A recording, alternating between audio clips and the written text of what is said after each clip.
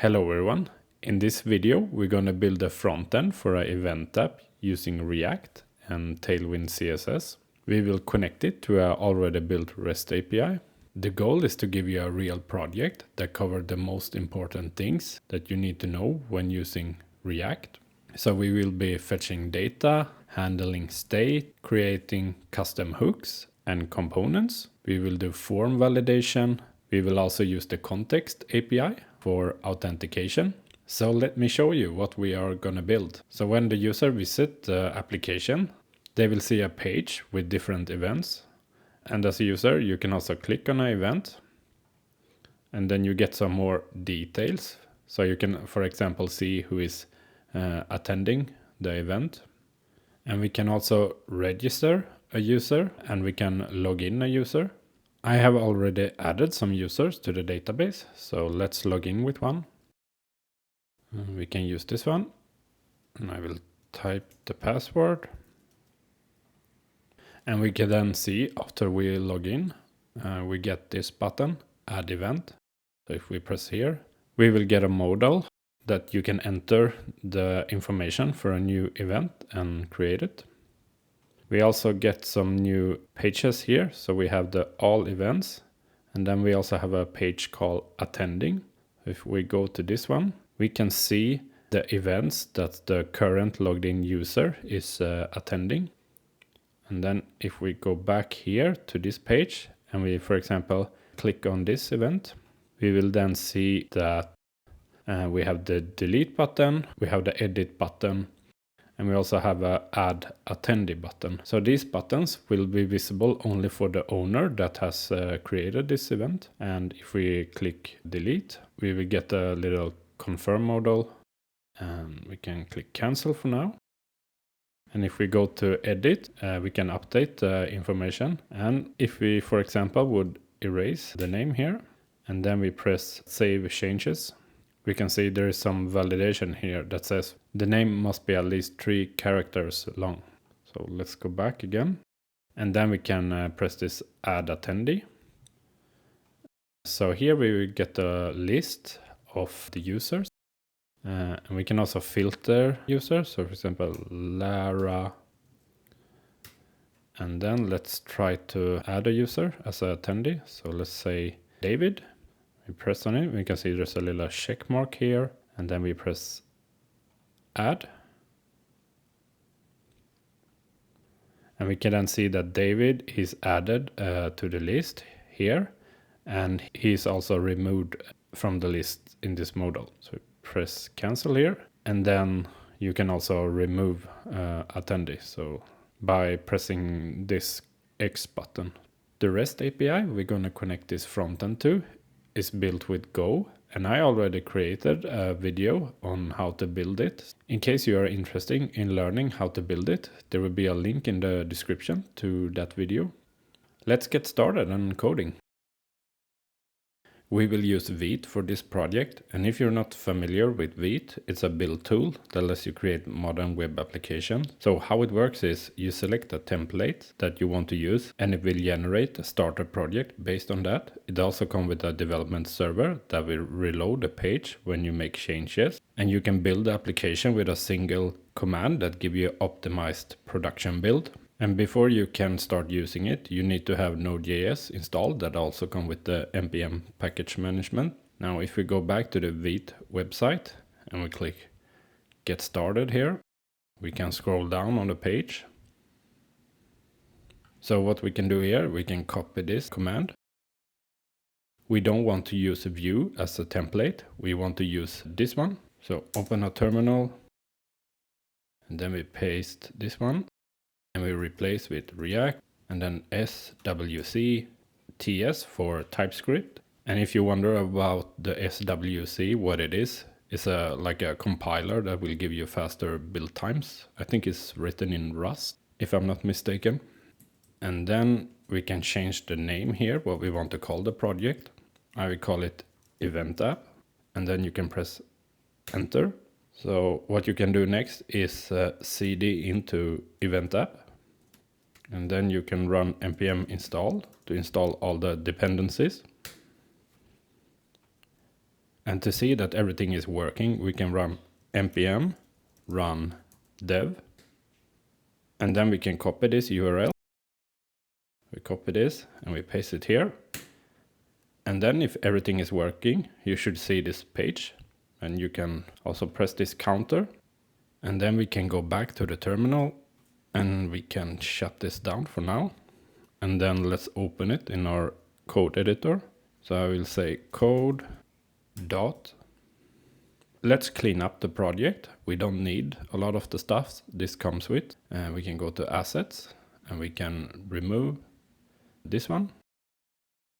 And in the app CSS, we can just delete. And here we can just basically remove all the code. And then maybe we can say event app for now. And we can remove this one. And we can also remove all these imports. And we can also remove this public folder. We don't need that.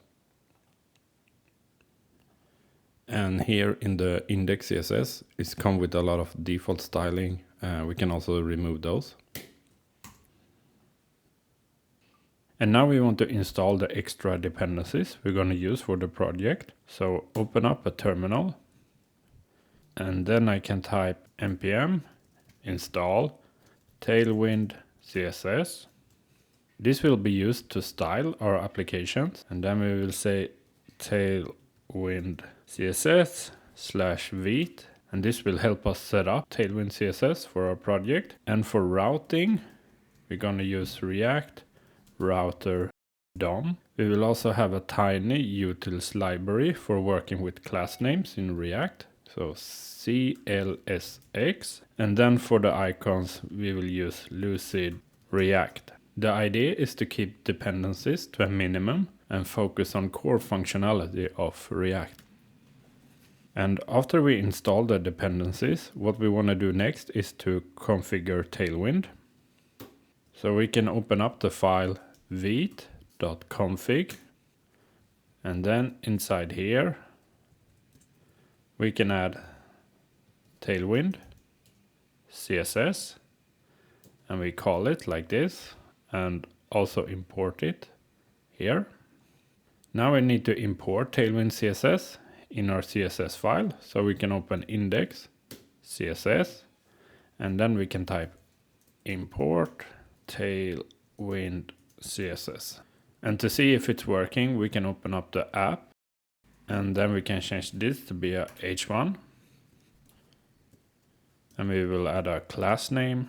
And here I will add some Tailwind CSS classes. So I can say text, 3XL, font, bold, text, blue, 600, underline. And to see if it's working, I will open up the browser with the application. So here we can say it says event app, and it has some styling to it. The next thing we want to do is to create a folder structure for our project. In the source directory, we can create a API folder. So API, and this is where we will put all our API calls. And then we will have a folder called components.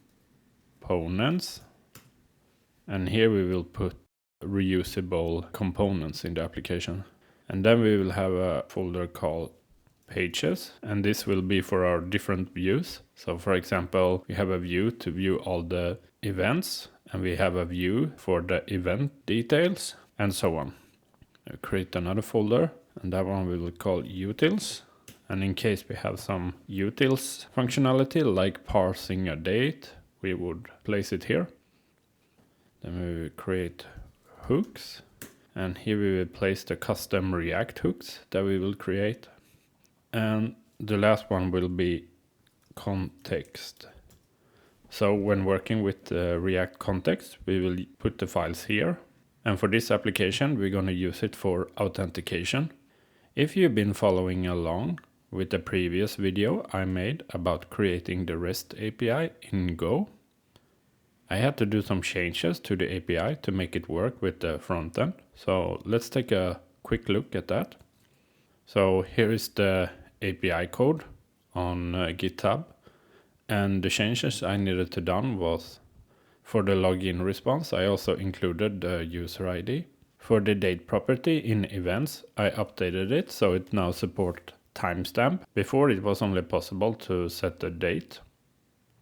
I also added a new endpoint, and this endpoint will retrieve all the users that are in the database. So we can pick a user when we're gonna add it to an event. And then the last change was I added some course configurations. Without this, it would not be possible for the front end to talk with the backend. So it's a security rules when building APIs. And if you have not been following along and are only interested in the front end, you don't have to worry about these changes. To be able to run the API locally, you need to have Go installed on your computer. And in case you don't have Go installed, you can just go to the Go web page and follow the instructions for your operating system. Let's start the backend API so we can send requests from the front end. So if we here go to the repo for the backend API, we can go here to code. Under HTTPS, we can press copy here, and then we will open up a terminal. So we can say git clone, and then we paste that URL. We cd into that directory, so cd rest API in Go gin.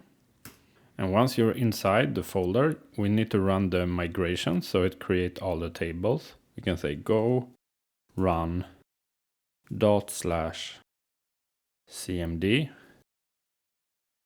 migrate up, and we got no errors. That means it was successful. We can now start the API by running go run ./cmd/API. And we can now see the API is running on port 8080.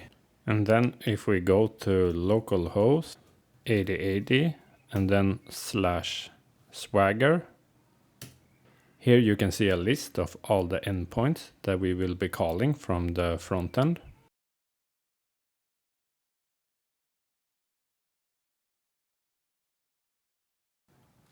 And you can also open this one up and you will see like the response. You can also see like parameters they take, and you can even try out the API inside here. And for the rest of the tutorial, we will only focus on the front end part. So let's get back to that.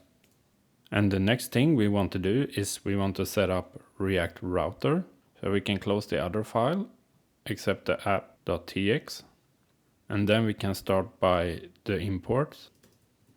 Import browser router as router routes route navigate. We want to import it from React Router DOM. And after that we will import the different pages. Now we haven't created them yet, but we will create them later. So we can say import events page from pages events page. And then we can copy it. And we change this one to be my events page.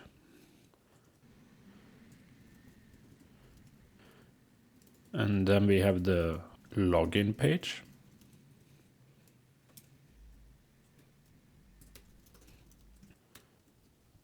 Register page.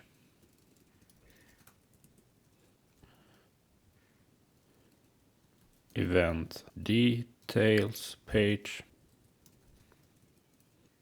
And the last one is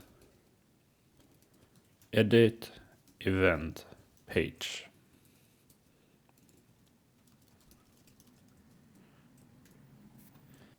So inside here we can start by creating a container using the Tailwind CSS classes. So we say div and then give that a class name, and then we will say min height screen. So we're saying the page should be the full height of the viewport.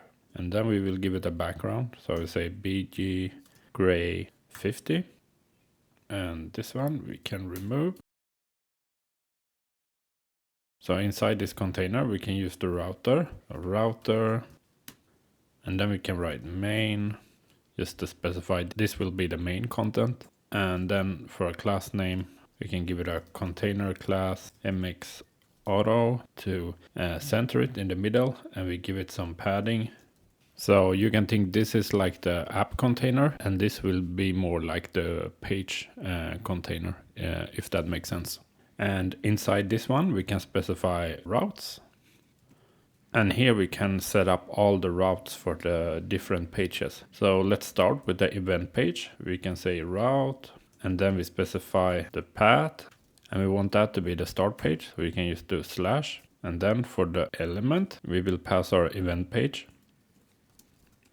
Then we can close the route here. And now let's copy this a few times.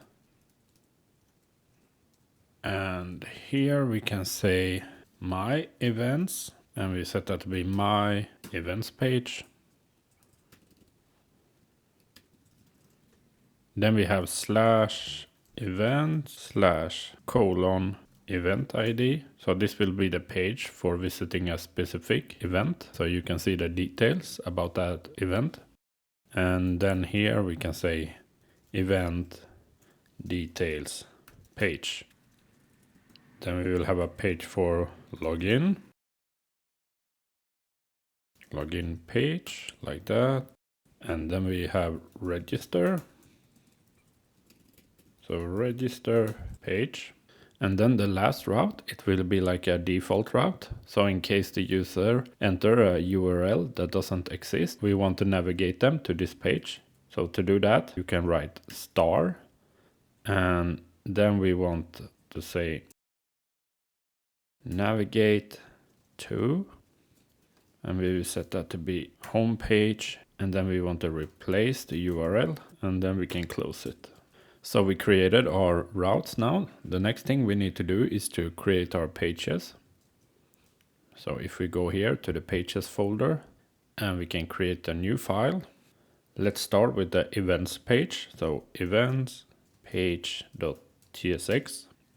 And then we can say export function events page. And for now, let's just return something simple. So we can do return div events page, and we save it, and we can also copy the content. And then let's create the next page, my events page.tsx, and then we update it here to say my events page and my events page. Then we will create the next one, event details page, and let's also update it here, so event details page. Then we have the edit event page.tsx, do the same here.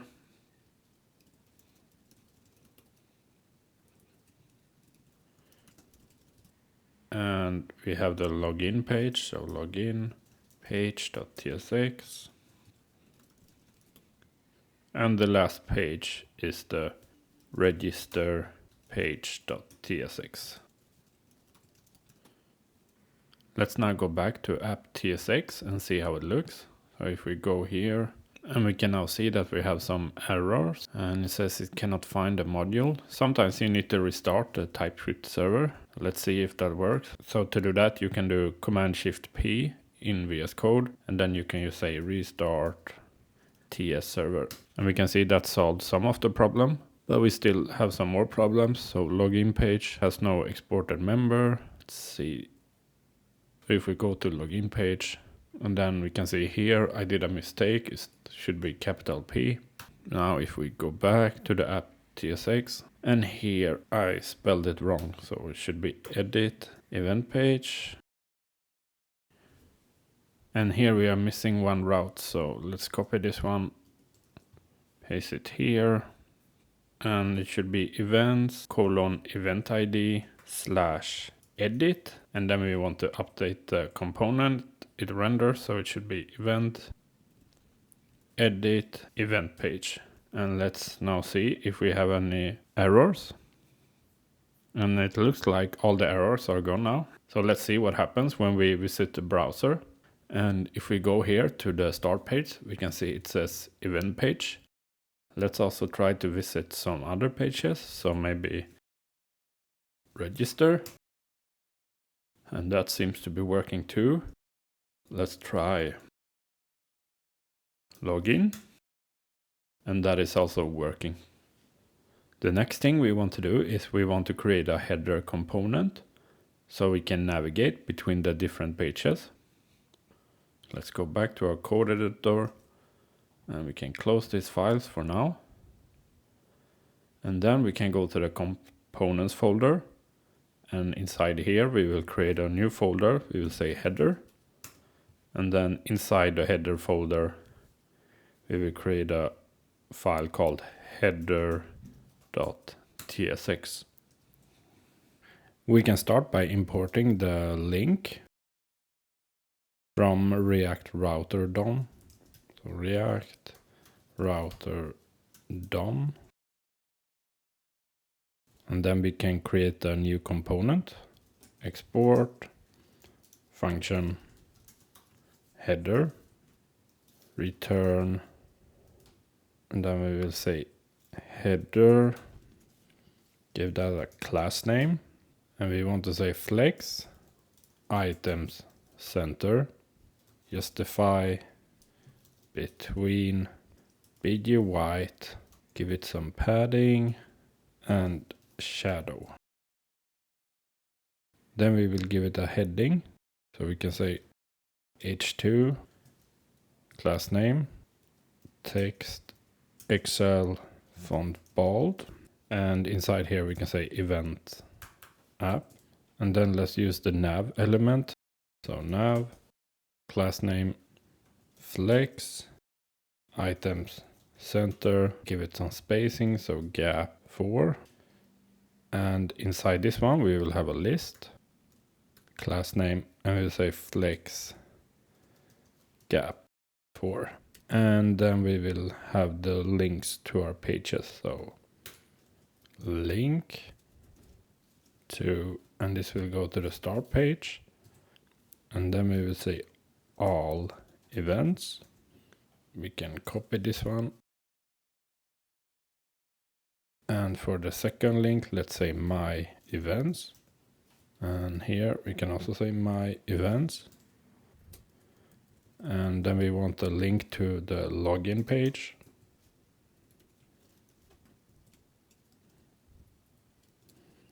And then we want one to the register page. Register. So we now have a basic header. So let's import it in the app component. An app component here. And after the router, we can say header. And then we just need to import it also. So let's take a look in the browser and see how it looks. So we can see here we have our simple header, and we can now navigate to the different pages. And the next thing we want to do, we want to add authentication. And to do this, we will use React Context. And if you never used React Context before, it's a way of sharing data between components. So you can see it as like a central storage, and then you can access the state from it, from every component. Let's go to the context folder here. We will create two new files. So the first one is auth.context.tsx, and then the second one is auth.provider.tsx. So let's start with the context. We will import create context and use context from React. So import create context and then use context, and then we want to say import type auth user from types, and this is a custom type we will create later. It will be the type of the login response we get back from the API, and then here we can create the interface, and this interface, it will describe how our auth context will look, what properties it will contain, and what functions. So first we have the auth property, and that will either be auth user or nil. So this will be the logged in user. And then we will have a login method, login, and it's going to take a user of type auth user. And we will also have a logout method. And then we will have a boolean saying is authenticated. Now we could have just checked this property, but I find it more clear in the code when reading like is authenticated. So then you would know immediately if a user is logged in or not. And what we want to do now is we want to create a context. So export const auth context. We set that to be create context, and it will be of type auth context type or nil, and we initialize it to nil. And then we want to create a custom hook here. So we will say export const use auth, and then we say const context. Then we can use the use context, and then we have to pass the auth context, so auth context. And then we want to do a check here. So if context equals to nil, in that case we want to throw an error, throw new error, use auth must be used within an auth provider, else we return the context. So in this file, we just set up empty context, but we also tell like we want this context to contain these properties and these functions. So in our auth provider, we're going to supply this context with the actual values. When we would like to use this context in our components, we're going to use this hook, and it's going to return back an object with these properties. And the reason why we want to do this check is because someone might try to use this hook without having to initialize the values that the context needs. So let's jump over to the auth provider, and we will start with the import. So import use state, and then we will also have use effect, import type auth user from types, and then we want to import the auth context, import auth context. And we start by creating an interface for the provider. So interface auth provider prop, and we will have a children property that will be of type React node. And then we will create our auth provider component. So export const auth provider, and we will destructure the children, and then here the type will be auth provider props. And inside here we will create our states. So we will have const auth set auth, and then use state, and that will be auth user, or it will be nil, and we set it to be nil. And then we have a loading state. So loading, set loading, use state. We set that to true. And if you never used use state before, is React's way of handling state. So what happens when you changes this property, it will trigger a re-render and the component will update. Then we will have a use effect, and we pass a function here. So this use effect we want to run one time when the component has been mounted, and you do that in React by passing an empty array to use effect. Inside here you can create the logic that you want to happen when the component has mounted. I will create a new function here, so const load auth user. And inside this function, I want to check if we have an auth object in the local storage. So const saved user, and then local storage get item, and we want to get auth. Then I will do a check if we got back anything from local storage. So if saved user, I will do a try catch block. So inside the try, I will say set auth, and this is the state we created up here. So set auth to be JSON.parse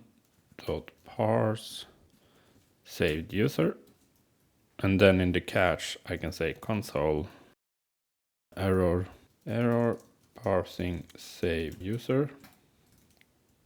That means the auth data in local storage is not valid. So I will just remove it. So local storage, remove item auth. And then here I want to set loading to false, because that means we are done with initializing the user. And then here I just want to call the function like this. And I forgot the equal here, so like that. And then here we can create our login function. So login, and it takes the user data of type auth user. And then we want to use the set auth, set the user data.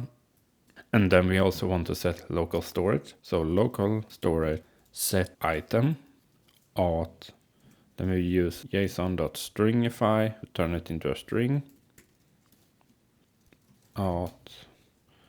And then we will have the logout. So const logout. We set auth to be null. And we remove auth from local storage. So local storage, remove item auth. And here we can do a check like if this component is loading, in that case we will return nil. Otherwise, if it's not nil, we can create the object. So const value, it will have the auth property, login, logout, and then is authenticated.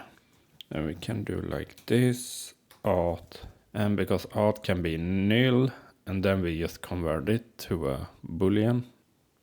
And what we want to do here is we want to use the empty context that we created before and supply it with these values. So to do that, we can say return auth context.provider, and it has a value property. We pass a value here, and then we just render the children. So how it works in React, to get access to this context, we need to wrap our component with this one, auth provider. And then the wrapped component will be rendered here as children, and we can access the state. And because we are using TypeScript, so here in the auth context, we define the type here. And if we now remove this property, it's gonna say is authenticated is missing. So that's very nice. And you might be wondering, like, why do I have to use the context? Can't I use state like this? And you can do that in React. Let's say you would have this state in the app component. The only problem is you have to pass it down to every component that want to use it. So let's say you have an event page, and then in the event page, you have an event list, and the event list have an EventCard. So that means you would need to pass down the state 4 levels from the app component. But when using context, no matter how deep the component is, it can just subscribe to that state. And what we need to do is we need to create this type. So in the source folder, we will create a new file called types.ts. And then we will say export interface auth user ID number. And then it will have a token. There will be a string. This is the response we will get back from the API when logging in. And it seems like it can still not find a type, so we might need to restart the TypeScript server. So restart TypeScript server. And that solved the problem. So to start using our context, we need to wrap our application in the provider. So let's open the app. And then here we will say auth provider.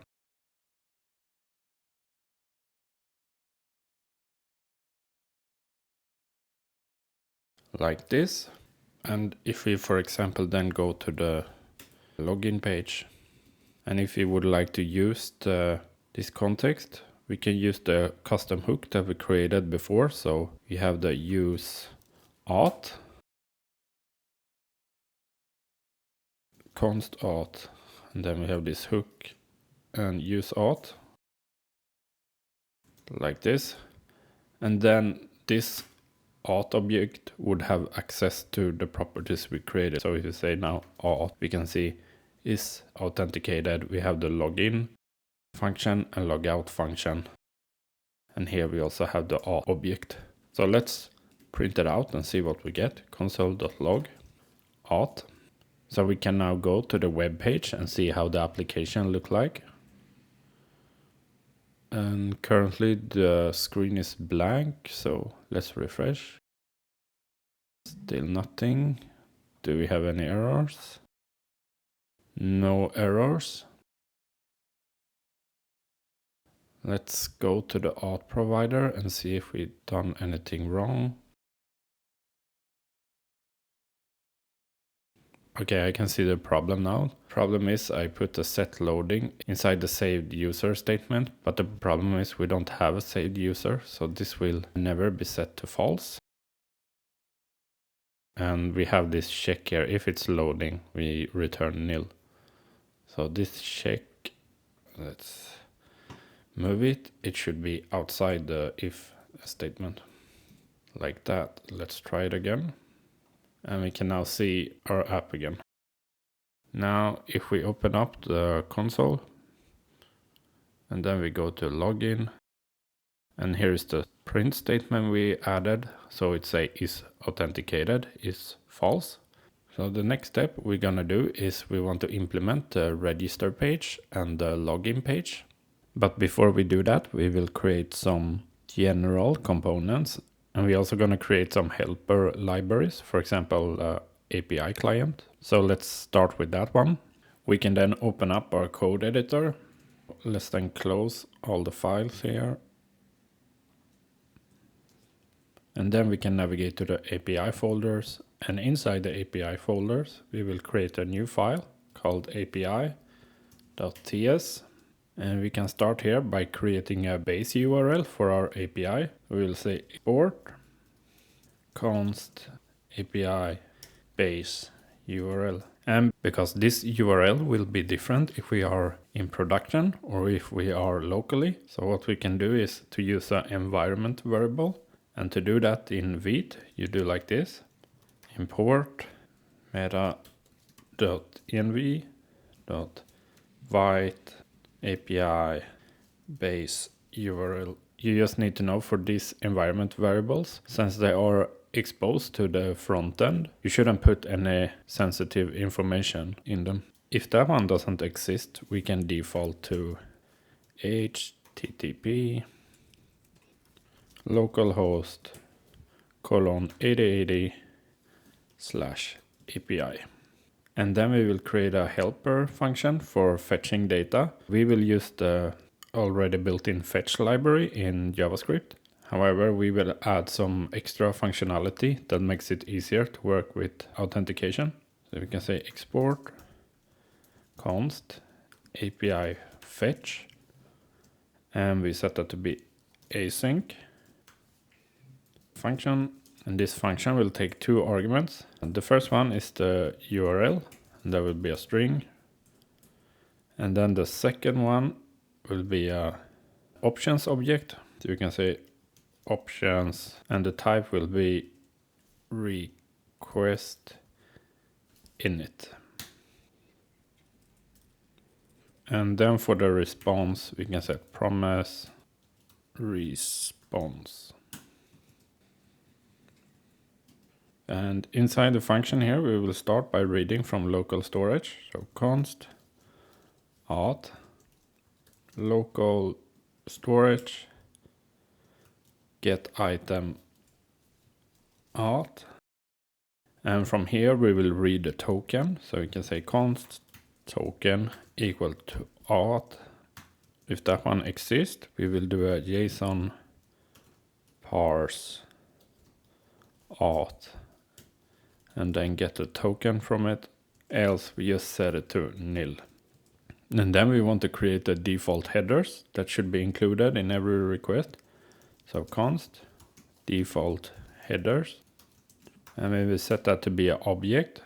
We start with the content type, and this will be application JSON, and then we also have accept, and that will also be application JSON. And then we will create a new variable, and we will call that one headers. So const headers, and then we want to do a check here. So if token has a value, then we will spread the default headers, and we will add a authorization headers. So authorization,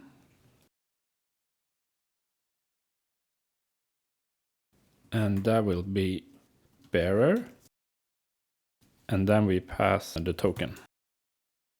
And in case we don't have a token, we just set headers to be default headers.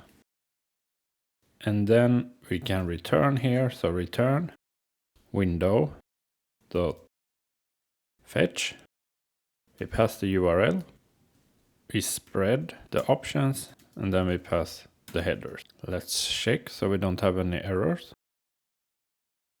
Everything seems to be good. And now we can start creating some of the general components that we will reuse on multiple places. So I will close this one for now, and I will go to the components folder, and I will start by creating the button component. So new file button.tsx, and then I will start by import clx, and this is a utils library that will make it easier to work with conditional class names in React.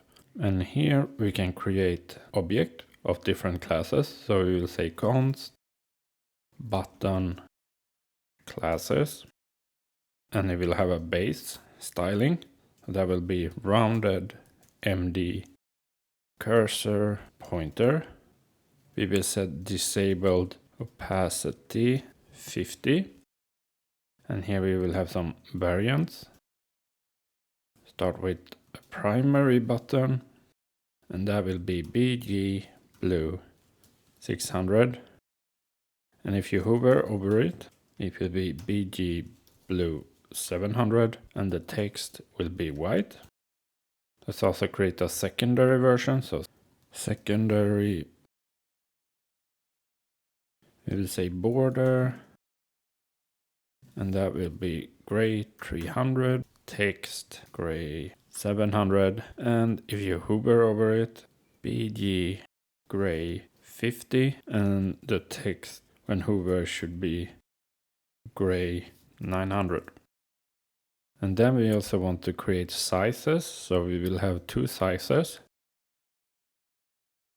One default, and that will be padding X 4, padding Y 2, and then we will have a small version, and that will be padding X 3 and padding Y 1. The text will be small. So these are the different classes we will use for the button. All the buttons will have this styling. Depending on what properties we pass, it will be like a primary, secondary, and the size also be different. So let's create the button component, export, function, button, and we destructure the properties. So we say children, icon, variant, and default is primary, size, default is default. And then we will also let the user pass extra arguments, so we can do that like this, prop. So for example, if we want to pass the styling property, the class name property, and then let's set up the type. So we'll say React button button HTML attributes, and it will be a HTML button element, and then we will extend it to have icon, and there will be a React node, and then we will say variant. It will be primary or secondary, and the question mark here means it's optional. And then we have the size. So the size will be default small. And then here we can say return button class name, and we will use CLSX here. First we will say button classes base, and then we will say button classes variants, and we pass the variant that we get from here, and we do the same for sizes.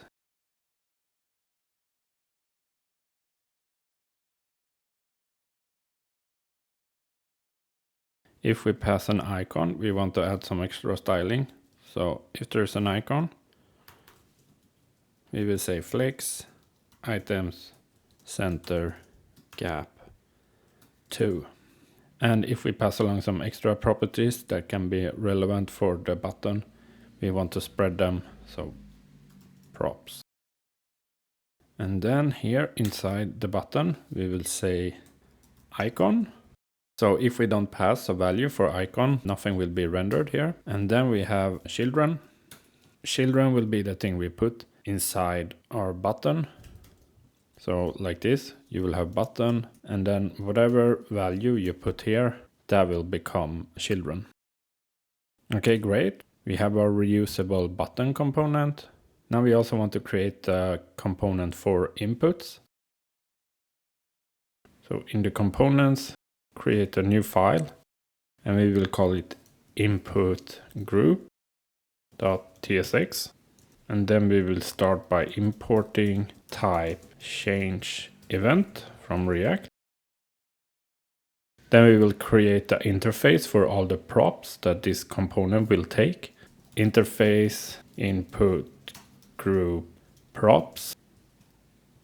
We say name string, label string, value string on change, and that will be a function with the change event. It will be of type HTML input element or HTML text area element, and then I say void. We'll take an error property that is optional, so string type, that will be string. So with the type, we will specify if we want the component to be a text area or a text input component. And then we have is text area boolean, and then rows. This will be used when the component is a text area, so how many rows it should be. So number, and then class name if you want to overwrite some CSS. We have our props for our component. So let's say export function input group.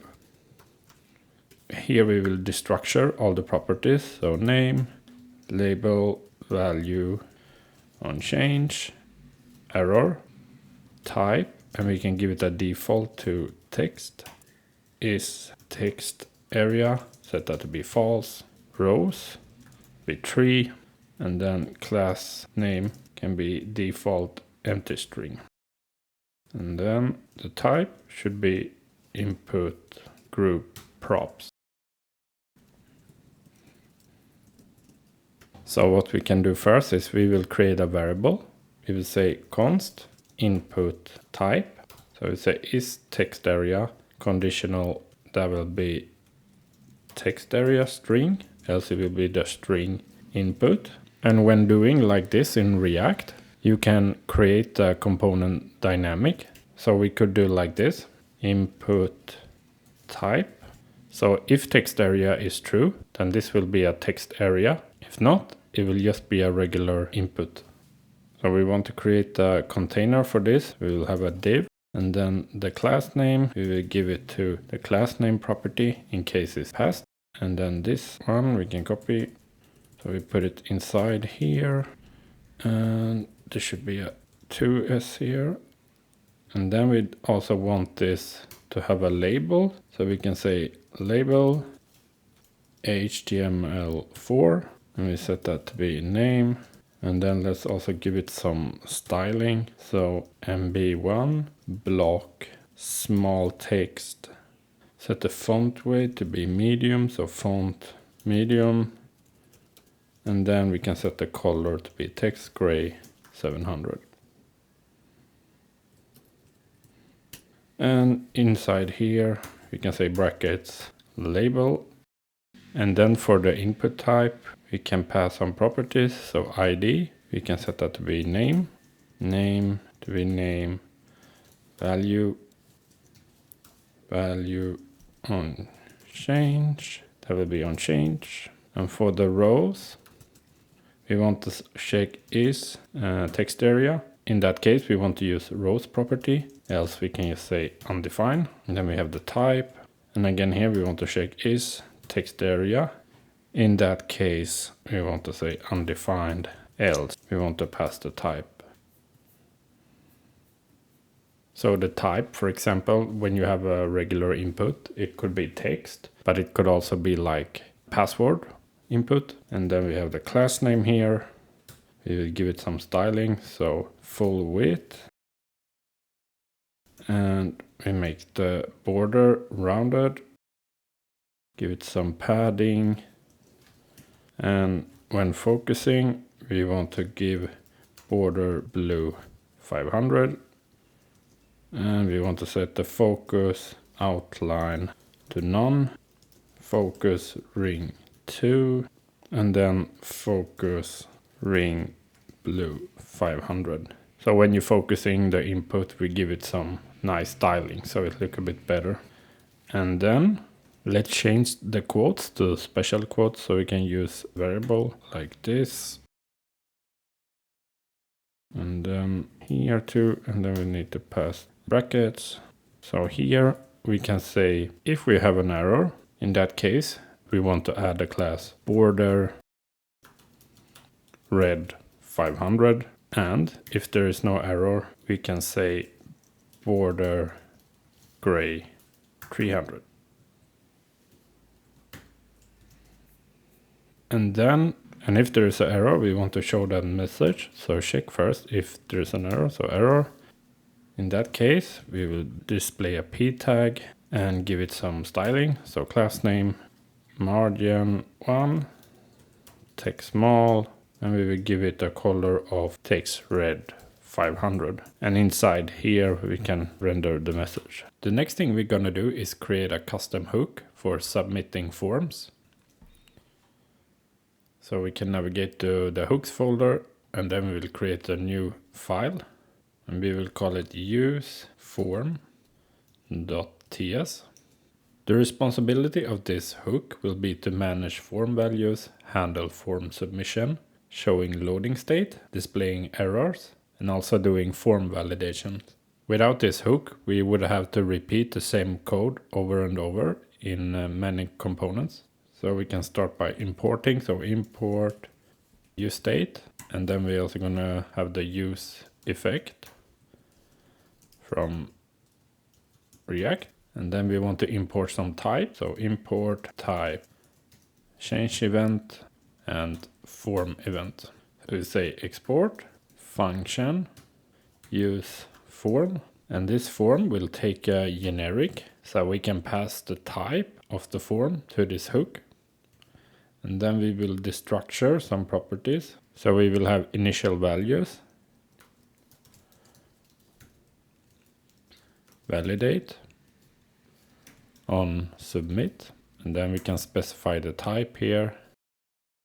So initial values, that will be generic, so type T, validate, and that will be optional, and it will be a function that take values, T,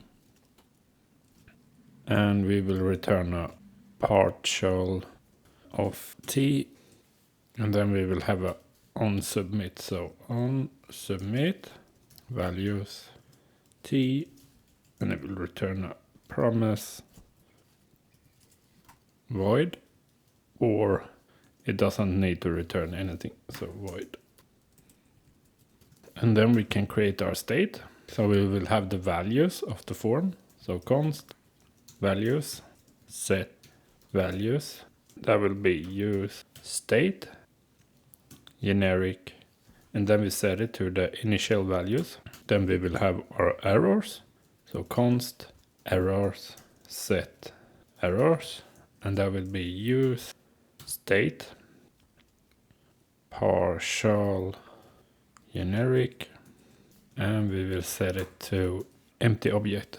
So when we say partial, that means that it could be a subset of that type. So let's say we have event type, like event, like this. And so it's a name, ID, description, and then partial of the event type be like an object that only contain any of these properties. So for example, only name.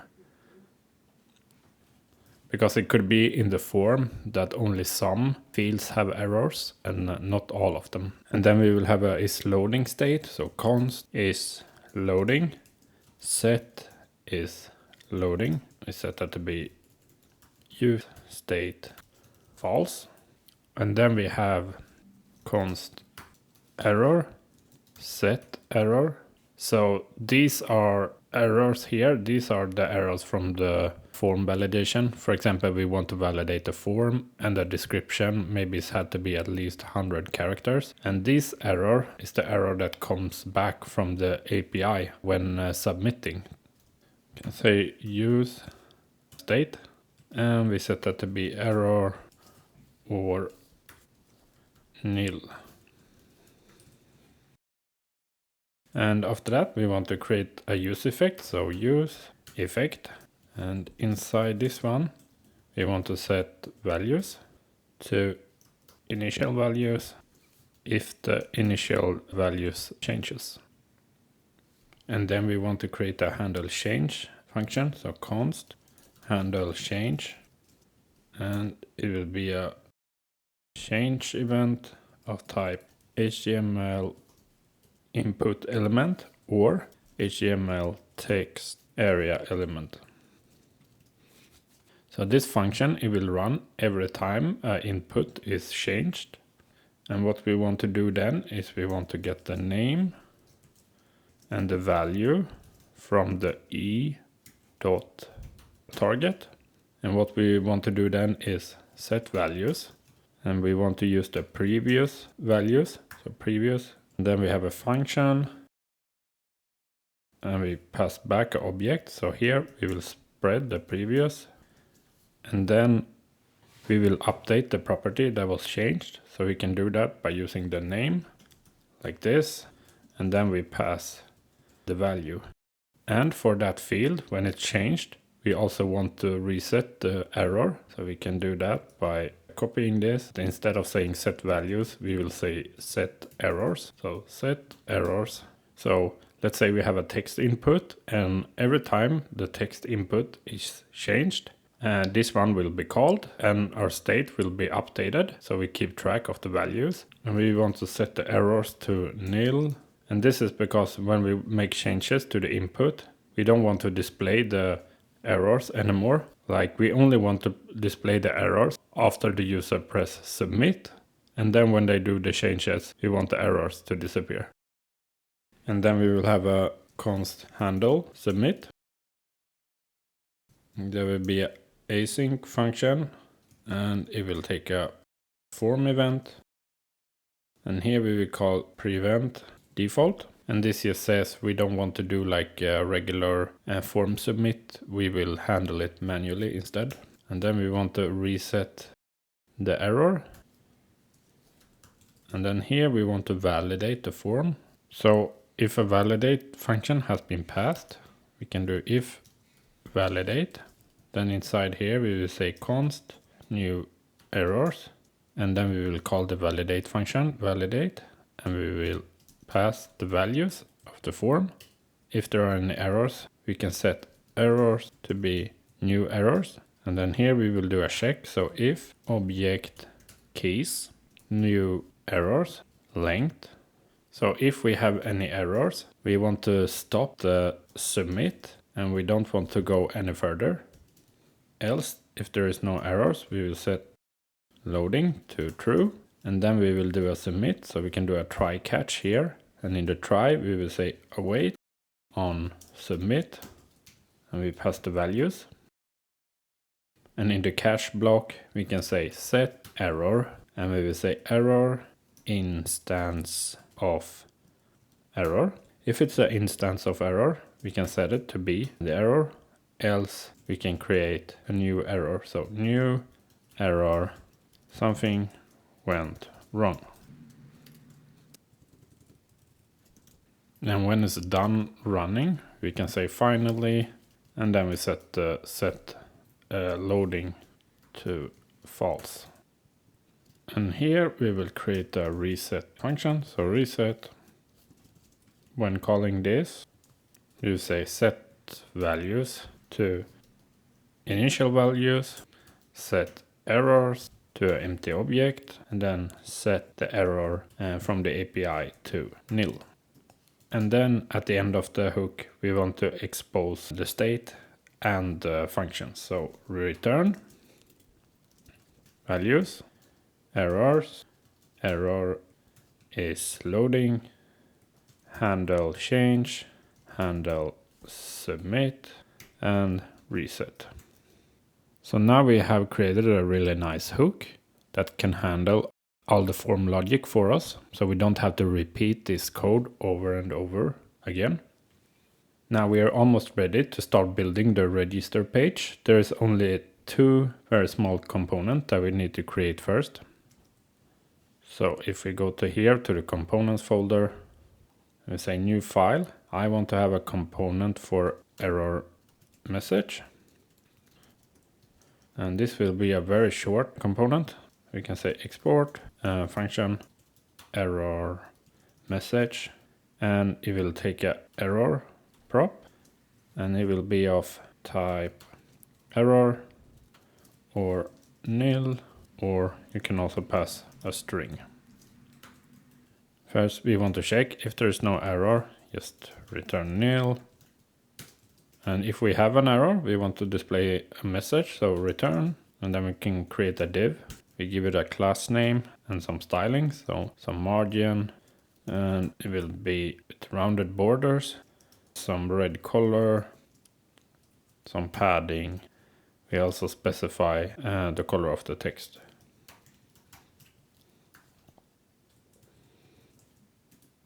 And inside here, we can say error instance of error. In that case, we want to render the message in the error. Else, if the error is a string, we can just render it like this.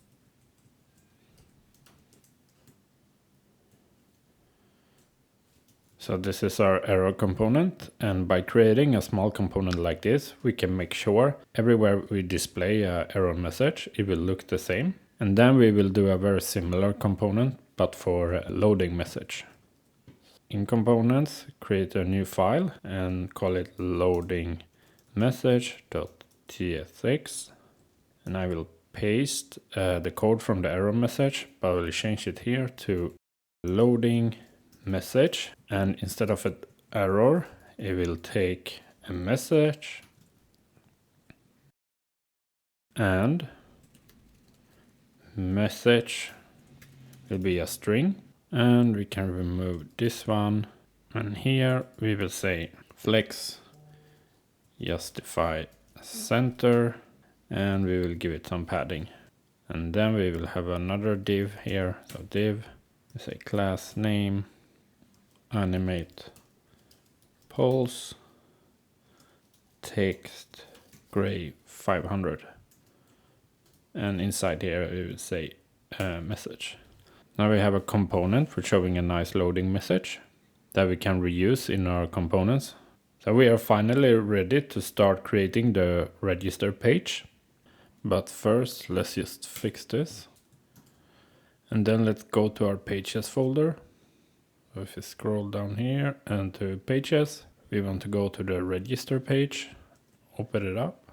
We can close the other files. So let's start with the imports. Import link, use navigate from React router DOM. And then we want to import an API call. So register from API/auth. And then let's import the button component that we created. Button from components, button. And then let's import the input group also. Import input group, the use form, the hook that we created, use form, and then the error message. So import error message. And then we can start by creating some interfaces. So this is how the form data will look like. Interface register form data. You will have a name, and that will be string. Email, that will also be string. And then it will have a password that also will be a string. And then let's create the object with the initial values. So we can say const initial values. And it should be the type register form data.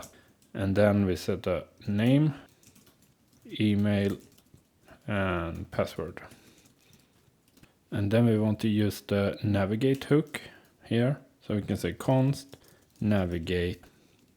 And we set that to be use navigate. So we will use this after submitting the form. We want to navigate to the login page. So the user can log in with the created account. And then we create a function called validate form. So const validate form, and that will take a values that is of type register form data. So this one. Inside here we can set up some validation rules for our form. Let's first create an object of errors. So we say const errors, and that will be a partial register form data set to be empty object. And now we can start doing our checks. So if values.name, if no values.name, then we want to set errors.name. Name is required. And we want to do the same, but for email. Email is required. And then for the password, we will say if values.password.length is less than 8 character. What we can do then is set errors.password to be password must be at least 8 characters long. And then at the end of this function, we can just return errors. So return errors. And then we will have a onSubmit function. So const onSubmit. And it will take the register form data. And then inside here, we want to call our API. So we'll say await register values dot name values dot email and then values dot password. Or we could also do like this. So we can destructure it and you say name, email, password, and then here we can remove the values. And after the API have responded, we want to navigate to the login page. So we can do that by saying navigate login. And what we want to do now is we want to use the form hook that we created earlier.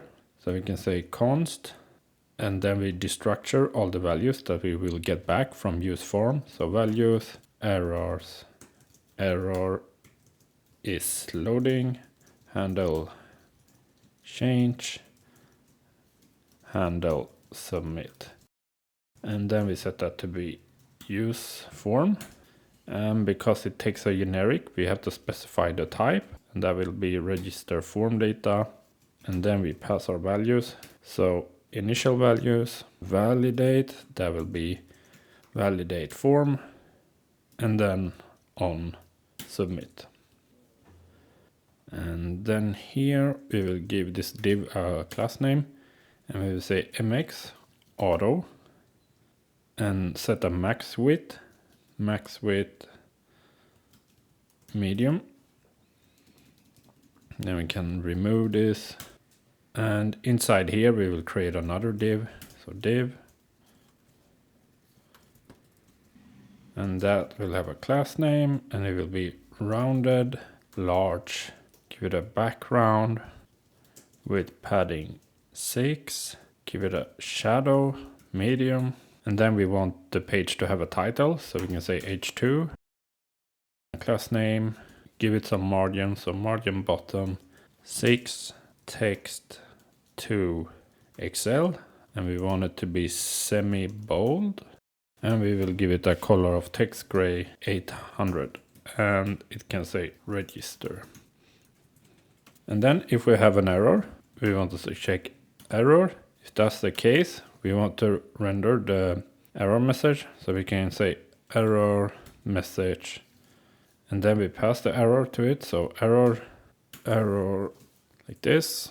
And then we want to render our form, so we will say form, and it will have a class name, and we will say flex column, and it will give it a gap of 4, and this form will have a on submit, so on submit, and we pass the handle submit function. Inside this form we will use the input group that we created earlier, input group, and for this input group we will say label. We start with the name, and then name will also be name. Value, here we will pass values dot name. On change we pass handle change, and then for the error we pass errors dot name. And we seem to have an error here with the input group. Type void is not assignable to type React node. So let's inspect the input group and see if we can find something. If we go to this one, and the problem is I'm not returning anything. So let's add a return statement here, return. And let's just copy this.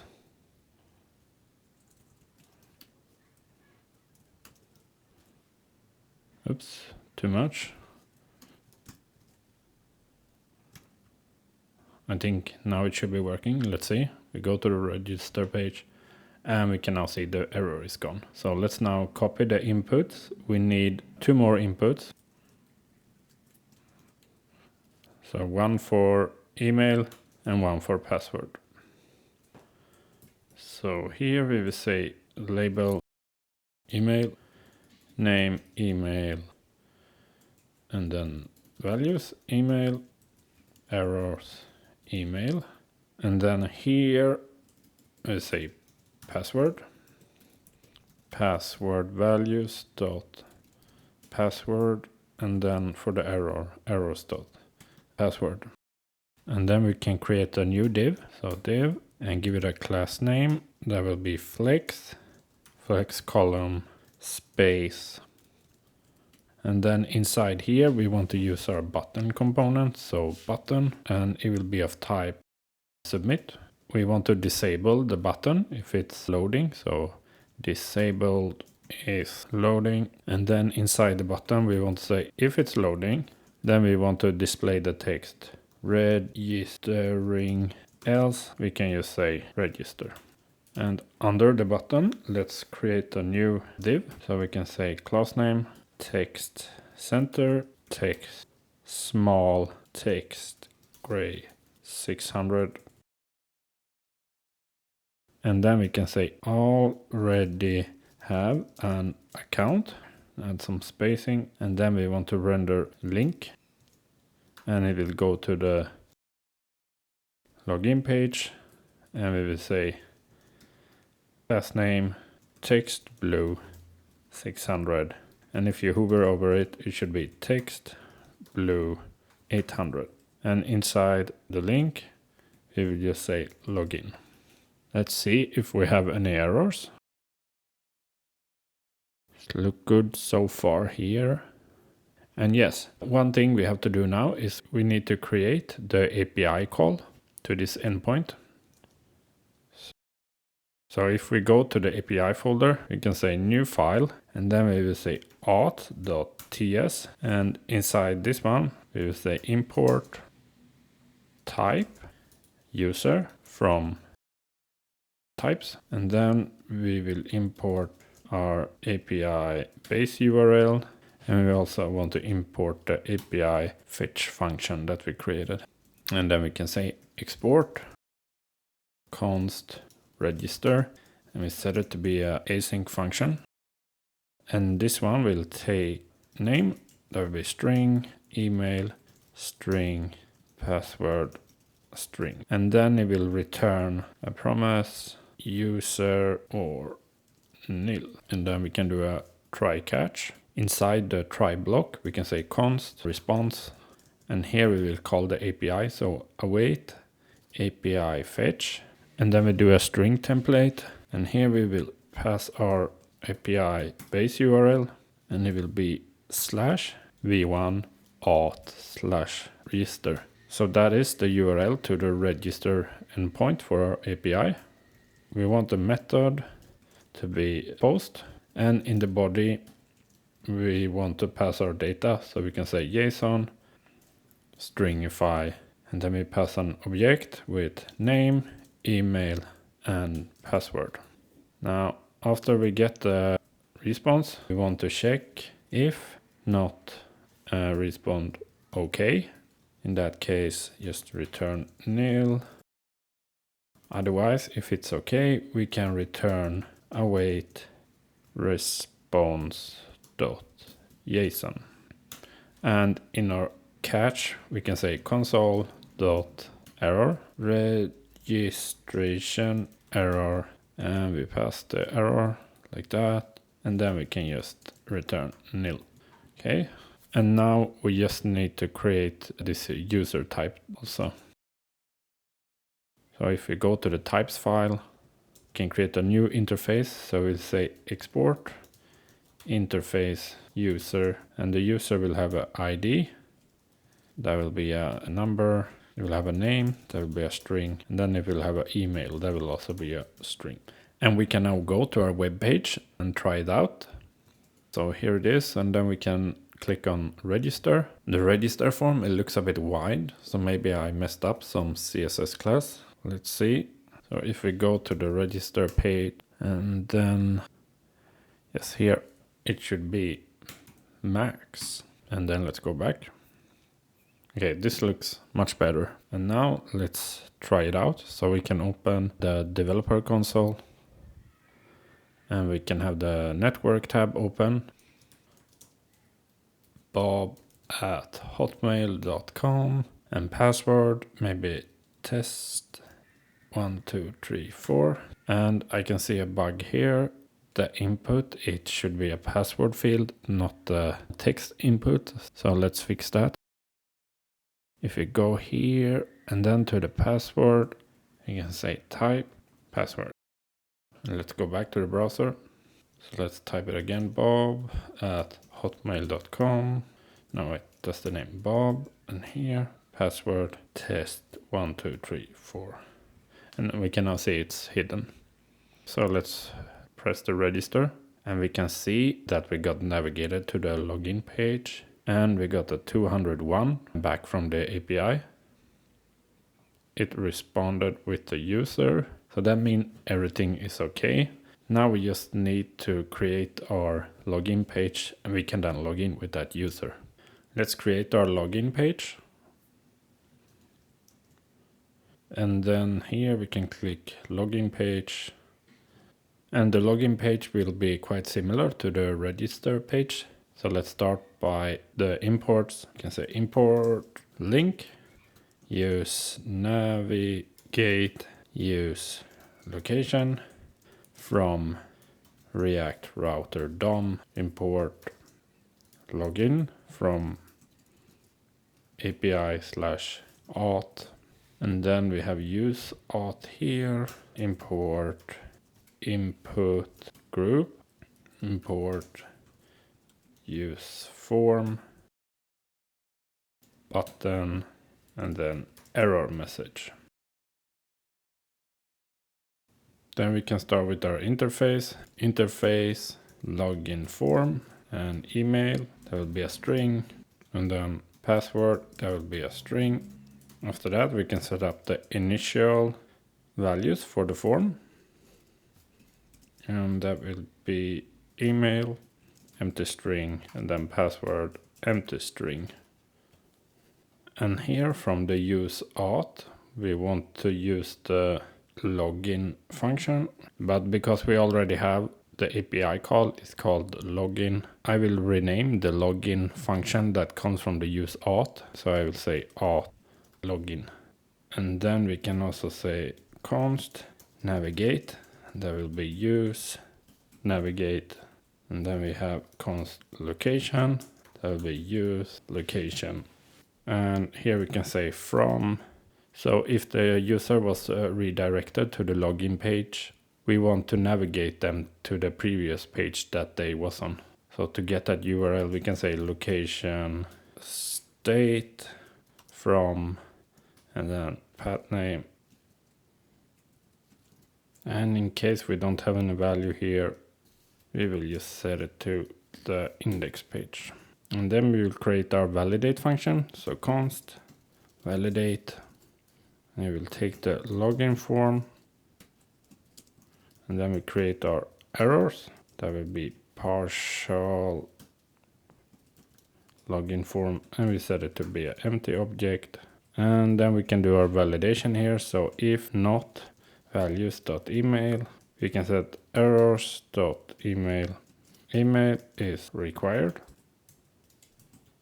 And then here we can say if not values.password, we then set errors password. Password is required. And then we return the errors here. And after that, we want to use the use form hook. So const and destructure the value that it gives back. So values, and then we set it as form data errors. Error is loading, handle change, handle submit, and then use form. And the type will be login form. And we pass our values here. So initial values, validate, and we want to have a on submit also. And that will be an async function. And then we'll say const user, and we will do await login. We pass values.email, values.password, and if user, we want to save the auth object. So we will say auth login, and then we pass user, and then we want to do a navigate, and then we can say the from URL, and then we just say replace, and that will be true. Else throw new error, invalid email or password. And then let's go here, and for this div we will give it a class name, set mx auto mx vmd,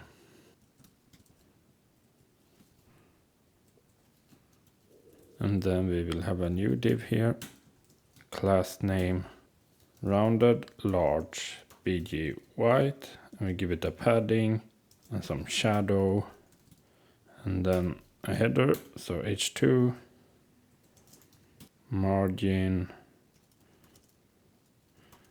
and we want to be a text to Excel, font semi-bold, text gray 800, and I will say login. And then if there is an error, we want to display the error message, so error message, and we pass it here, error. And then we want to create our form, so form, class name, flex column, and then give it a gap of 6. On submit, we will pass handle submit, and then here in the form we will use the input group, so input group, and then error, set that to be error.email name, that will be email label email, and then the value we will say form data.email, on change, that will be handle change. And then we can copy this, and here we want to say password, form data.password. And then we want to have a div, the class name flex column, give it some space. Then we'll have a button, and it will be disabled if it's loading, so is loading. And inside the button we will say is loading, and then have a check here. If it's loading, then we're going to say logging in, else we will just say login. And then we will create another div, and it will say class name, text center, text small, text gray 600. And then we will say don't have an account. Then we add a link here, so link to register, and then in the link we will say register, and we will also give it some styling, so class name text blue 600, and then when we hover over it we want to say text blue 800. See if we have any errors. That looks good. All we have to do now is we have to create the login API call. So if we go here to API and then go to auth,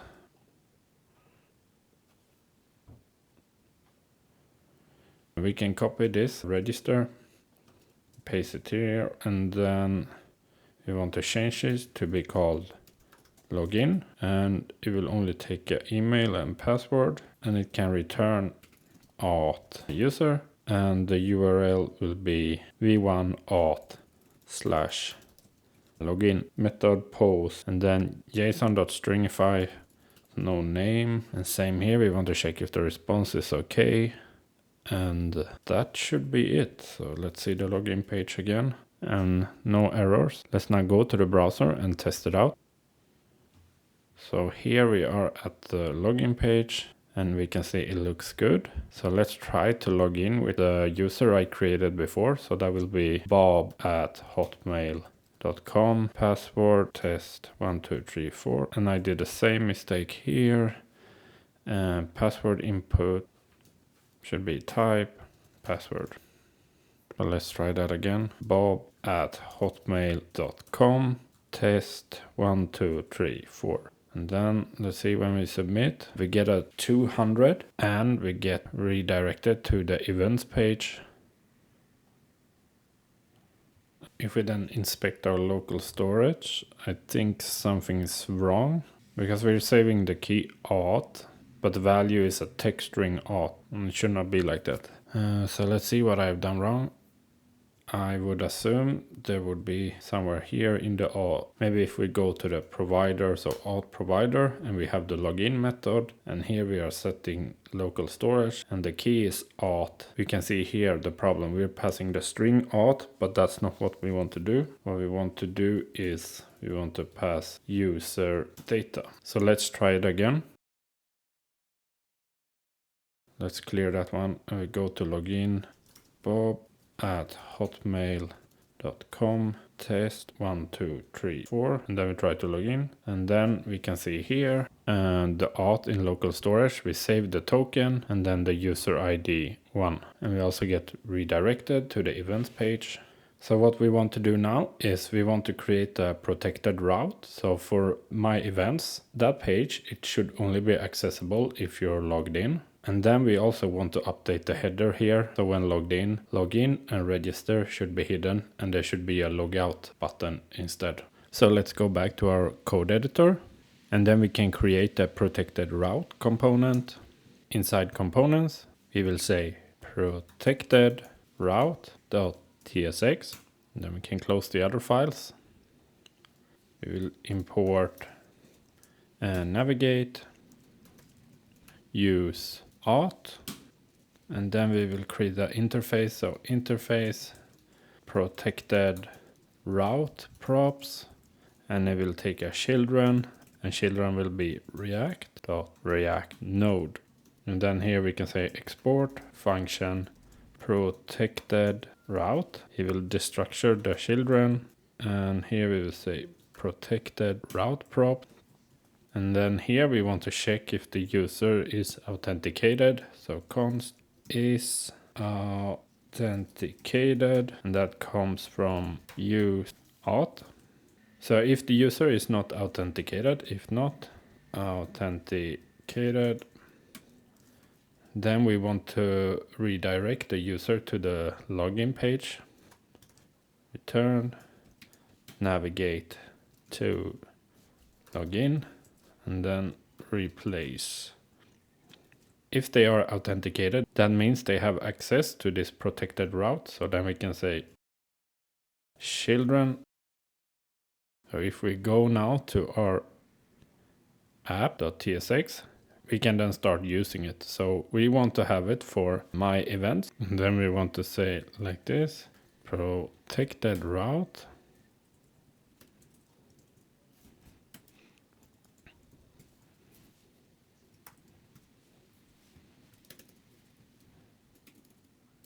We can then go back to the browser and try to navigate to the My Events page.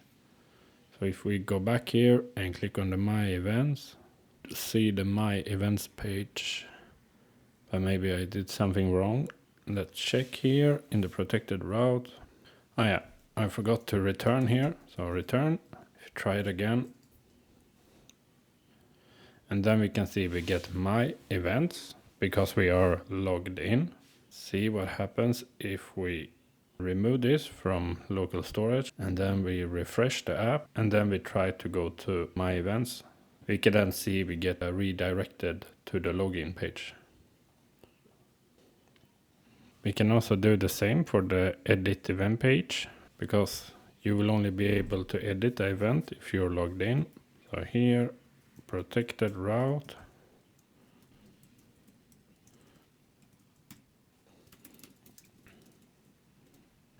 And then we want to update our header. So let's say header, and we need to include some more imports. So use navigate, use auth,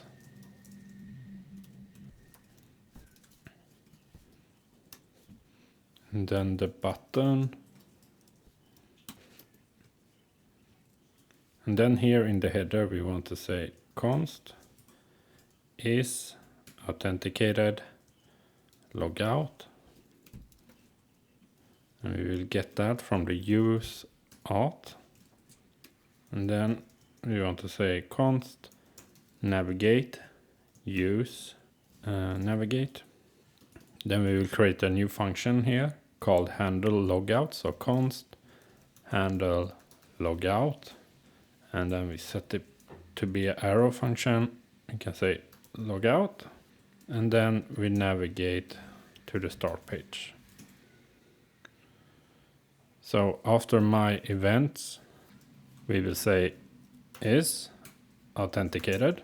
In that case, we want to show a logout button. So logout, and we want the variant to be secondary, size small, and then on click, handle logout. And if we are not logged in, we want to display these ones.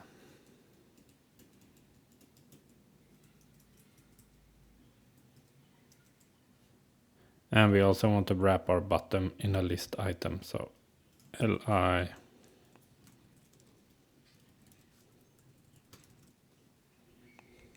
We can now try it out in the browser and see if it works. So currently we are not logged in. We can start with logging in. bob@hotmail.com, test 1, 2, 3, 4. And we can then see here after we log in, the header changes. And then let's see what happens when we press logout. And then when we log out, we can see here the header updates again. So we can now start building the events page. And then we can open up the event page here. I will close the other pages. So let's start with our imports. So import, fetch, events.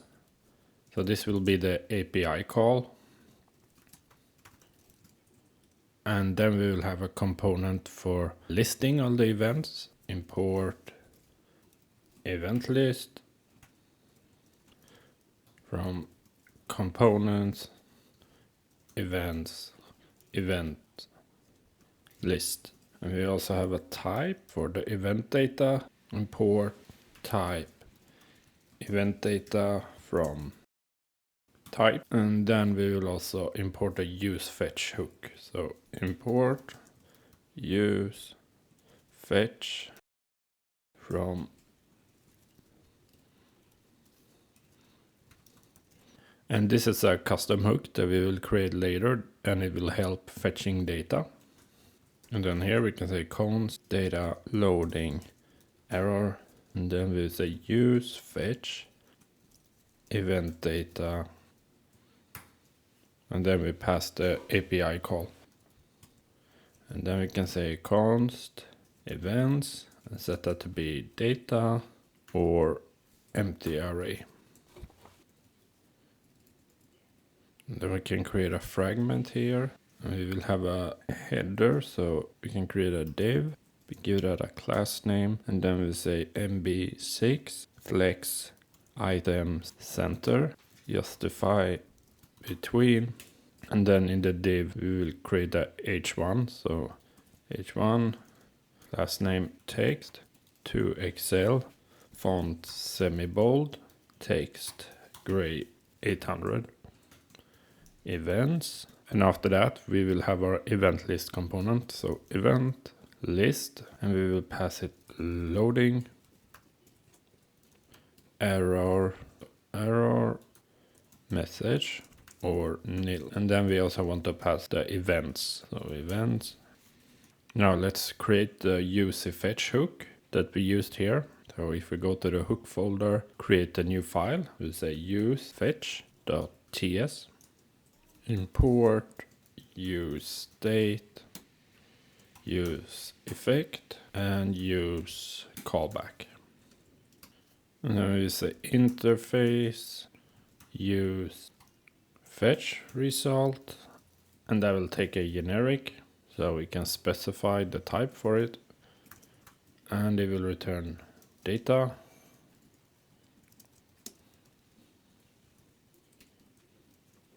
Error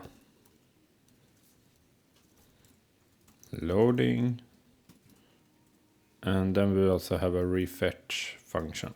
Refetch, and then we say export function use fetch, and it will take the generic, and then as an argument we will pass the API call, so we can call it fetcher, and that one should return a promise of type T. In this hook, it should return a use fetch result of type T. Then we can create our state. So const data, set data, and here we will use state it will be of type T or nil. Then we will have an error state. So const error set error. We set that to be uState error or nil. And we set that to be nil. And then we will also have a state for loading. So loading, set loading equal to uState. It will be a boolean and we set it to false. And then here we will create a fetch data function. So const fetch data. And here we will use callback. And we will pass a function async. And then we have our dependency array. So that is fetcher. If you have not used callback before, so use callback will cache this function and it will only create it if this fetcher is changed. So if we didn't use this use callback, the fetch data would be recreated on every render. And then we want to have like a use effect. So use effect. And then in the use effect, there will be a dependency array. So if the fetch data is changed, then refetch the data. So the problem is here, like if we didn't have a use callback, then the fetch data would be recreated on every render. And then it would keep calling this in the use effect. So it would cause like an endless loop. So to summarize it, use callback, it caches your function. And it will only update the function if a dependency is changed. Here we set loading to true and then set error nil. And then we will do a try catch. So inside the try, we will say const result and we will call fetcher. So await fetcher and then set data to result. And in the catch, we will say set error as error. And then we will say finally set loading to false. And the async should be here.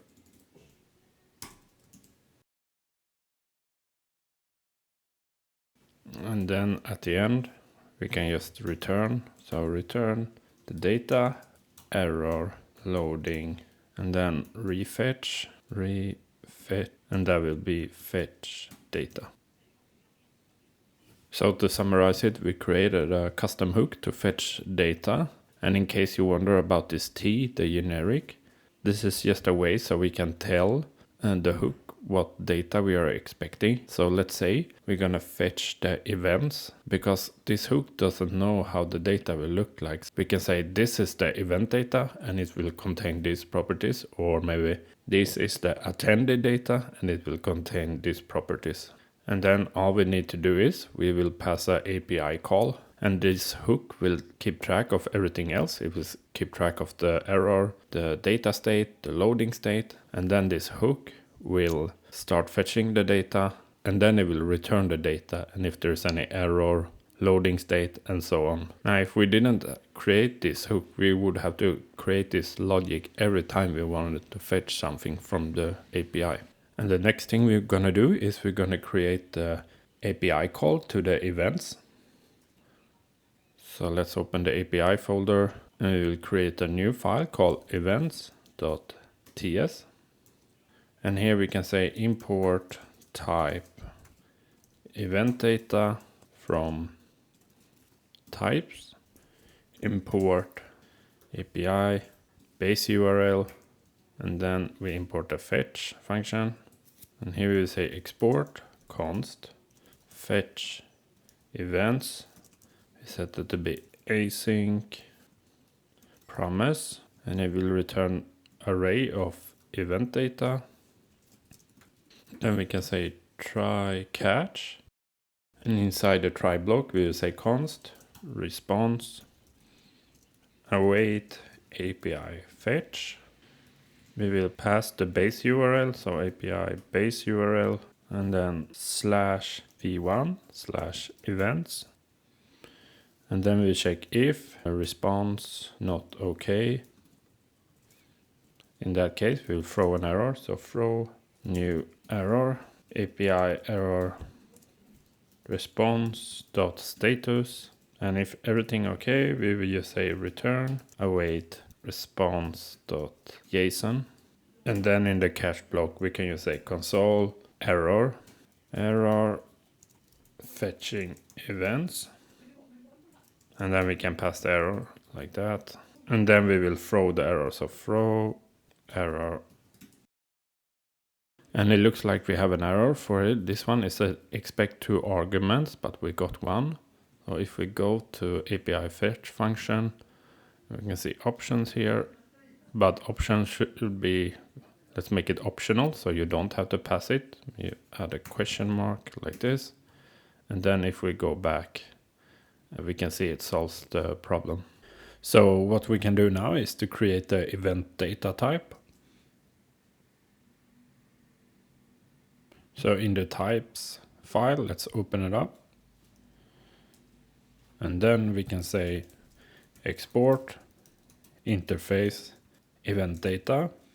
We will have an ID, that's a number, name, string, description, that will also be a string, date, string, location, string, and then owner ID, that will be a number. And now we can start creating the EventList component. So in components, we will create a file called events. And then inside we will say EventList.tsx, import, use navigate, import EventCard. And then we have an event type. So type event from types. We will have our loading message. So loading message. And we also have our error message. So error message. Then we will create the interface for the props. So interface event list props events. There will be of event data, and there will be an array. Oh, sorry, my bad. It should be event data here. And then we have loading. There will be a boolean error. There will be string or nil. And we can say export function event list. We'll take events, loading, and can set default to false, and then error and default to nil. And here we will say it will be of type event list props. And then we can say const navigate, and we will set that to be use navigate. We will have a handle event click, so const handle event click, and it will take an event ID of number, and then we want to navigate to events/event ID. And then we will have a loading check. If loading, we want to return loading message, and we can say message loading events. And then we also want to have a check for error. So if error, return error message, and the error we can pass error. And then we will do a check if events.length equal to 0. In that case, we can just say return a div, and we will give it a class name of rounded, large, big, white. Give it some padding, text center, text gray, 500, and then a shadow. And inside this, we can just say no events found. And if we have any events, we can say return. And here will be a div, and we'll give it some styling. So grid columns 1, and then gap 4, and then MD grid. calls 2. And then for bigger screen, we can say LG grid calls 3. So what we're doing here, so we are creating a responsive grid. So on mobile, every row will just have one column. On, for example, like iPads, it will have 2 columns in every row. And on larger screens, it will have 3 columns for every row. And then inside this div, we want to map over the events. So we say events, map, event. And then for every event, we want to return the event card. We will create that component after this. So event card, and we will give it a key because React wants you to set a key property every time you map over a list. We say event.id, and then we will pass the event, and then on click, we want to say handle event click.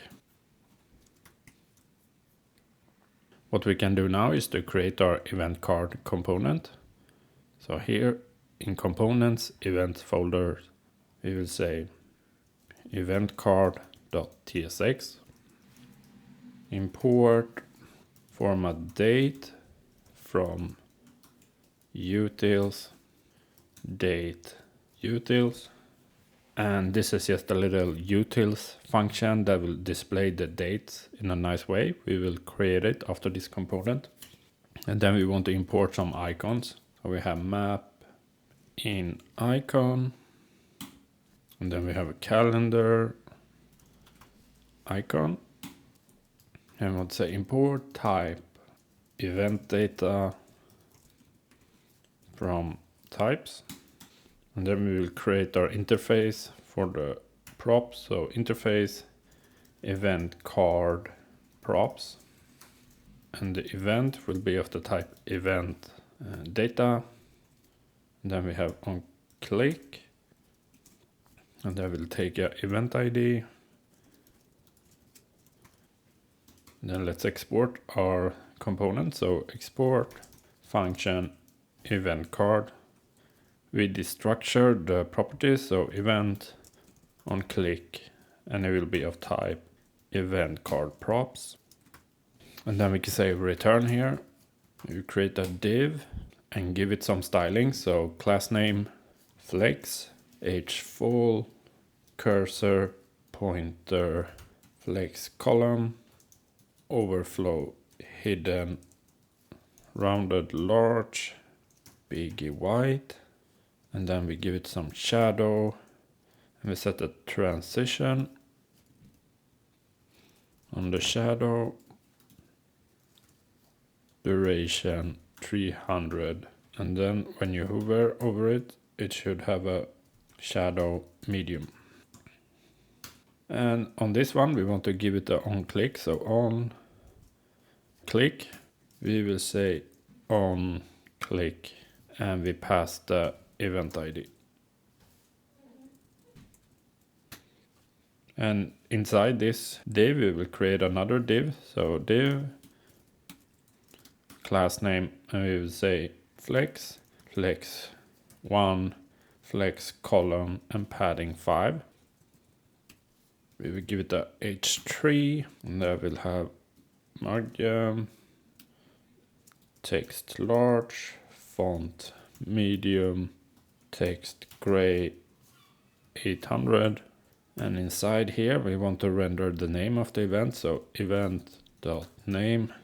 And under the title we want to display the description, so we can say p class name mb4 line clamp 2 text small text gray 600. And then we can say event.description. Then we want to display the date of the event. So we can say div class name mb2 flex item center text small text gray 500. And then we will use the icon. So calendar icon. Also give that a class name. So class name, give it some margin, height, width, and below it we will display the date. So we'll say format date, We pass event.date. And then below this one, all we have left now is displaying the location of the event. Div, class name, flex, items center, text small, text gray 500. And then we can say map in icon, class name mr2 h4 width 4. And below it we will print the description, so event.location. And what we need to do now is to create this formatDate function. So if we go to the utils folder, and then we will create a new file called date utils.ts. We can then say export const formatDate, and it will take a date string and it will return a string. So here we will say const date equal new date, and we pass the date string. And then we want to check it if it's a valid date, so we can say if is not a number, and we will say date.get time. In that case, we can just return invalid date format. Else, let's return a nice looking date. So to do that, we can say return date to local date string. And then we will get the user's language that I set in the browser. So to do that, you can say navigator.language. And here we want to pass the object, how we want to format the date. I will say weekday, short, year, numeric, month, that will be short, day, numeric, hour, 2 digit, and then minute, 2 digit.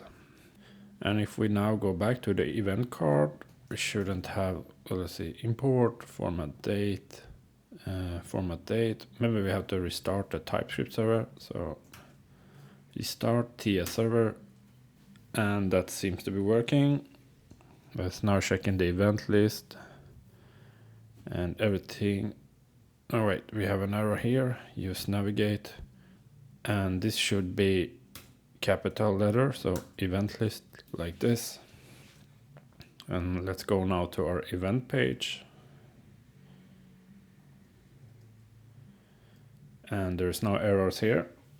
Let's go to the browser and see how it looks like. And if we then load the page and we go to the events page, we can then see it's a no events because we haven't created any events yet. And if we inspect here, we go to the network tab and we reload the page, we can see here is a request for getting the events. And then if we inspect it, we can then see the response is a empty array. And before we create the function to create new events, I would also like to create this page, my events, and it's very similar to all events. And because we already created reusable components for a lot of stuff, this will be very quick. So let's go back to our code editor. And then we can actually copy the code from the events page. And then we go to my events, and then let's paste it here. Then we will just update the small details that are different. And the things that are different, for example, we will use a different API. So instead of fetch events, we're going to say fetch user events. So how it works is for this endpoint, you will pass the user ID, and then the API will return all the events that that user is attending. Instead of events here, we will put it in attendees, and then we will also import our useAuth hook. So import useAuth. We will use our event list, and we also will use the type event data, and then we will use the usefetch hook, and we're also going to import use callback from React. So import use callback from React. And then instead of calling an events page, we will say my events page. And then here we will say const, we will destructure auth from use auth. And then we will create a new function here. So const get user events. And here we will use callback. So use callback. We pass it an arrow function. And inside the arrow function, we will say fetch user events. And then we're going to pass the user ID. So auth.userID. And then we also need to have a dependency array when the use callback should update. So here it will be auth. And then instead of calling fetch event, we will pass the function we created. So get user events. And this one will be the exact same as in the events page. You could probably create a component of this since we're already duplicating that, but I'm gonna skip that for now. But I will change the title. So you will say events, I'm attending, and the event list will look exactly the same. So what we need to do now is to create the fetch user events API call. We go to the API folder. We will create a new file. We'll call it attendees.ts. Here we will import event data. So event data. And then we will also import the base URL, our fetch function. And then we can say export const fetch user events. And that will be a sync function. And it will take a user ID. It can be a number or undefined. And it will return a promise of event data. That will be an array. And first we can check if we don't have a user ID. So if not user ID, we can return an empty array. And then we will add a try catch block. So try. And inside the try we will say const response, set that equal to await API fetch, pass our base URL, and it will be /v1/attendees/ here we pass our user ID, so user ID, and then /events. And then we want to check if the response is not okay. So if not, response okay. We will throw a new error. So throw new error, API error, and then we pass our response.status. And if everything is okay, we will say return await response.json. And then in the catch block, we will say console error fetching events for user. Pass the user ID, and then we pass the error. And then we can throw the error here. So throw error. So let's go back to my events page. Let's reload the TypeScript server. Restart. And we can see the errors are gone. And then we can go back to the browser. So now we are on the events page. And then let's navigate to my events. My events. And it says events I'm attending. And because we don't have any events and we are not attending any events, so it says no events found. The next thing we're going to build is creating the events. So we can go back to the code editor and then we will open the events page. So we'll start by adding some more imports. So we will use usestate from React. And then we will have a add event modal. So import add event modal. That one will come from components, events, add event modal. And then we also need the use auth hook. So import use auth. We will also import our button component. So import button components, button, and then we will add a plus icon. So import plus icon from Lucid React. So here we want to start with using and then we want to check if the user is authenticated. So const is authenticated. Then we say use auth. And we also want to create a state for the add event modal to see if it's open or not. So const is add event modal open. And then set is add event modal open. And we will set it to use state to be false. Here we can add a function. So const handle add event. So after adding an event, we want to refetch all the events in the list. To do that, we can say refetch. And the refetch we will import from the usefetch hook. So refetch. And then we want to close the model. So set is add event model open, and we set it to be false. And below the heading, we will add a div. So div class name, give it some styling, flex item center space x4. And we want to do a check here. So if is authenticated, then we want to show the button to add a new event. Button, and we will pass the icon. So icon plus icon. We will give it some styling. So class name mr1 h4, and then we also want to set a width. And for the button text, we can say add event. And then we also want to have a click handler. So on click. And then when clicking this button, we want to open the model. So set is add event model open to true. And then below the list, we can add our model here. So here is add event model open. I can also check is authenticated. In that case, we will display the event model. So add event model, and the properties we will have is open.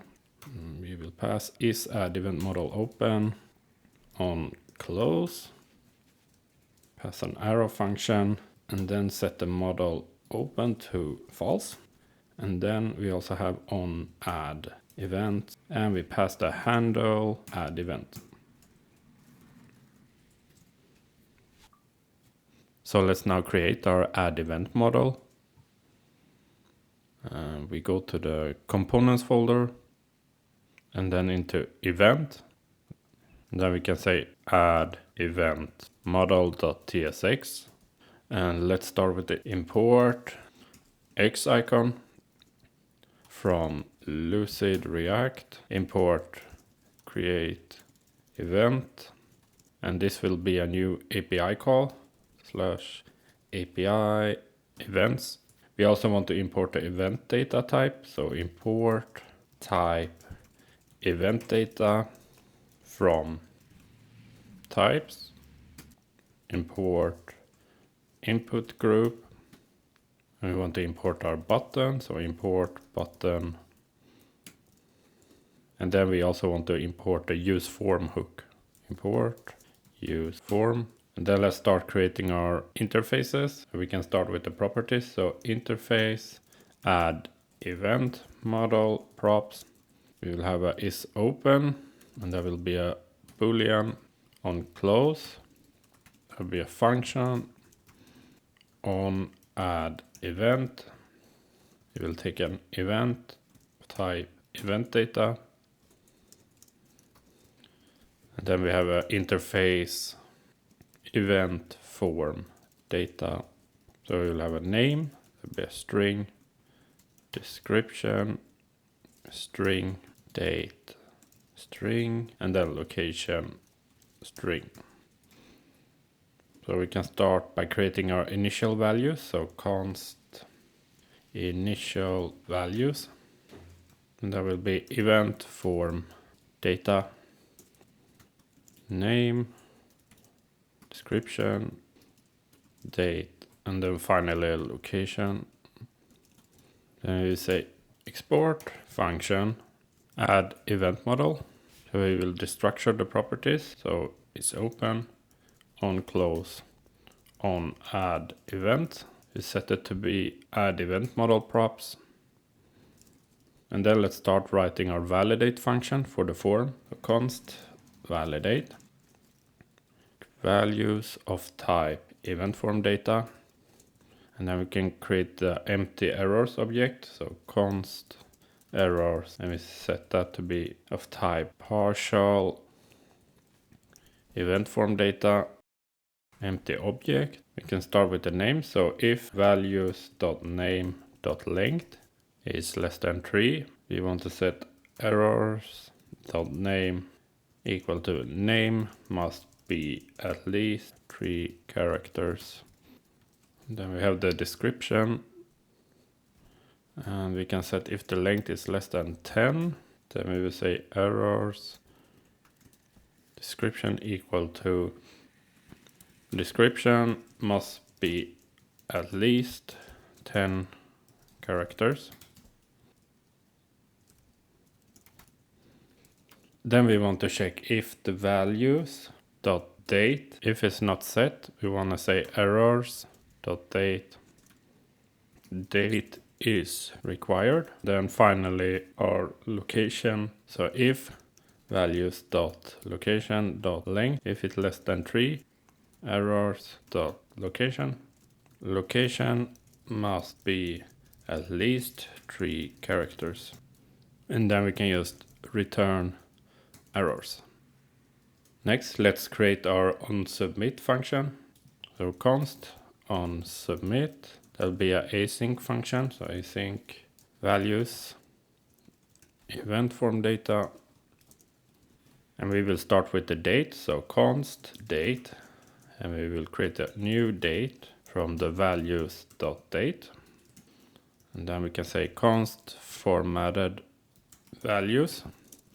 So here we can spread the values, and we want to overwrite the date. So date to isostring, so it match what the API is expecting. And then we can say const new event, and here we will do the API call. So await create event, we pass formatted values, and then we will also call our onAdd event, we pass new event, we will call reset, this will reset the form data, and then we also want to close the model, so on close. And then we can use the use form, and we pass it initial values, validate onSubmit, and let's then destructure the values it returns. So const values errors is loading, handle change, handle submit, and reset. And if the model is not open, we can just say if not is open, we will return nil. Otherwise, we want to return the model, so return. And then let's start with a div here. We give it some styling, it will be fixed. Then we want to set top, left, right, bottom to 0. So inset 0. Then we want to set C index to 50. We want it to be flex, items, center, justify center. And we set the background of BG gray 900. Then we give it our opacity of 60%, and then we set some padding, so B4.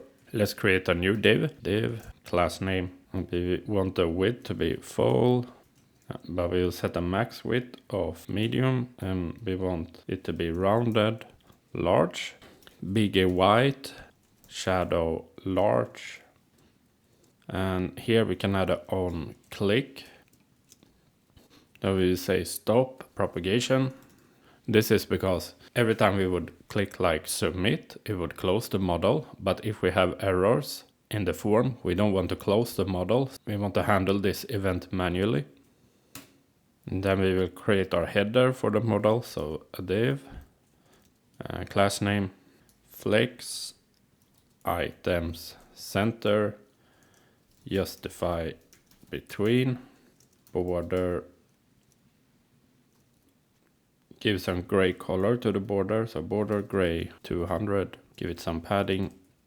And then we want to have the title of the model, so h2,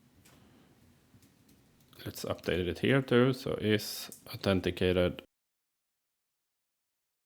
and also here is authenticated. And this should be an array, not an object.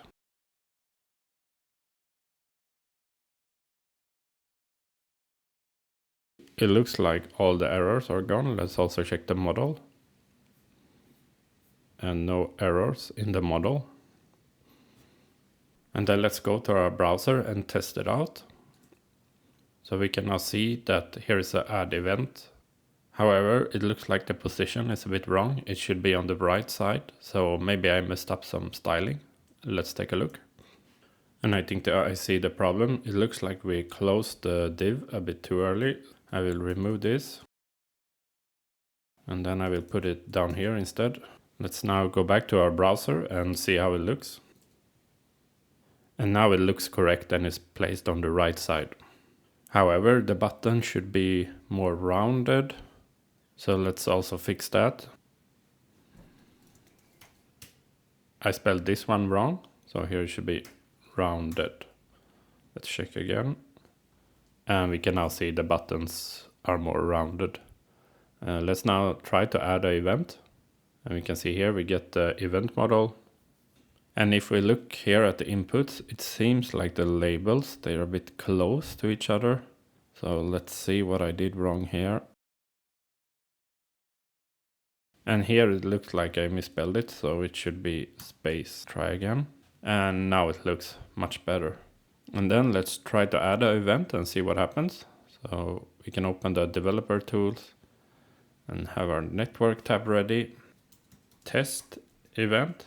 This is a test event with description. Then let's pick a date and time. So maybe July 10, and then 12:30.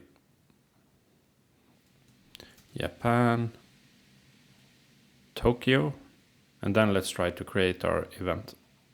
So we can then see here from the server, we got a 201 back, so it means it was created. And then we can see it here in the list too. When we navigate to an event, we don't have any details about it. So the next step will be to create a details page. So let's go back to the code editor, and then we can open the event details page. And this is probably the most complex page in our app. The reason for this is that we are fetching multiple pieces of data from the API. We will be fetching event details, the attendees, users, and we also have endpoints for adding and removing attendees. So let's start with importing all the code that we need. You can say import, use callback, use state, and then we will also import use params, use navigate. And then we have some icons that we are going to use. So import calendar icon, map pin icon, pencil icon, and trash icon. Let's import some of the components we're going to use. So import button, import loading message, import error message, import confirm modal, and we will have an attendee section. So import attendee section, components, attendees, and then attendee section. Let's import all the API calls that we're going to use. So import fetch event attendees, remove attendee from event, add attendee from event, and we will import it from API/attendees. And then we also have delete event, fetch event by ID, And the last API call is fetch users from API/users. And then we want to import some of the hooks. So import use auth, import usefetch. We're also going to use async. And this hook we're going to use to trigger API actions that doesn't need full form. For example, deleting an event. And that will be from the hooks. Use async. We also want to import some types. So import type event data user from types. And then we will import formatDate from the date utils. And I think I missed one component here. So we want to have a modal that you can add an attendee with. So import AddAttendee model from components, attendees, AddAttendee model. So let's start implementing our component. We start using the hooks. So const auth, and that will be use auth. We will get the event ID from the parameters, params. Then we also want to set up the navigate hook. So const navigate use navigate. And we also have some state we want to set up. So const is add attendee model open. Set is add attendee model open. And we set that to be false. And then we also want the state for when deleting an event. So this should be the confirm model. So const is delete confirm model open, and then set delete confirm model open. We set that to be false. And here we want to start fetching some data. So we will have a function called get event, and we will set that to use callback. And then here we're going to pass fetch event by ID. And then we pass the event ID. And then in the dependency array for use callback, we will give it event ID. And we will have one called get attendees. And here we will say fetch event attendees. And we will pass the event ID. And for the dependency, it will also be event ID to the use callback. However, because the event ID that you get back from the parameter is a string, we want to convert it to a number. So to do that, we can say number and then also number here.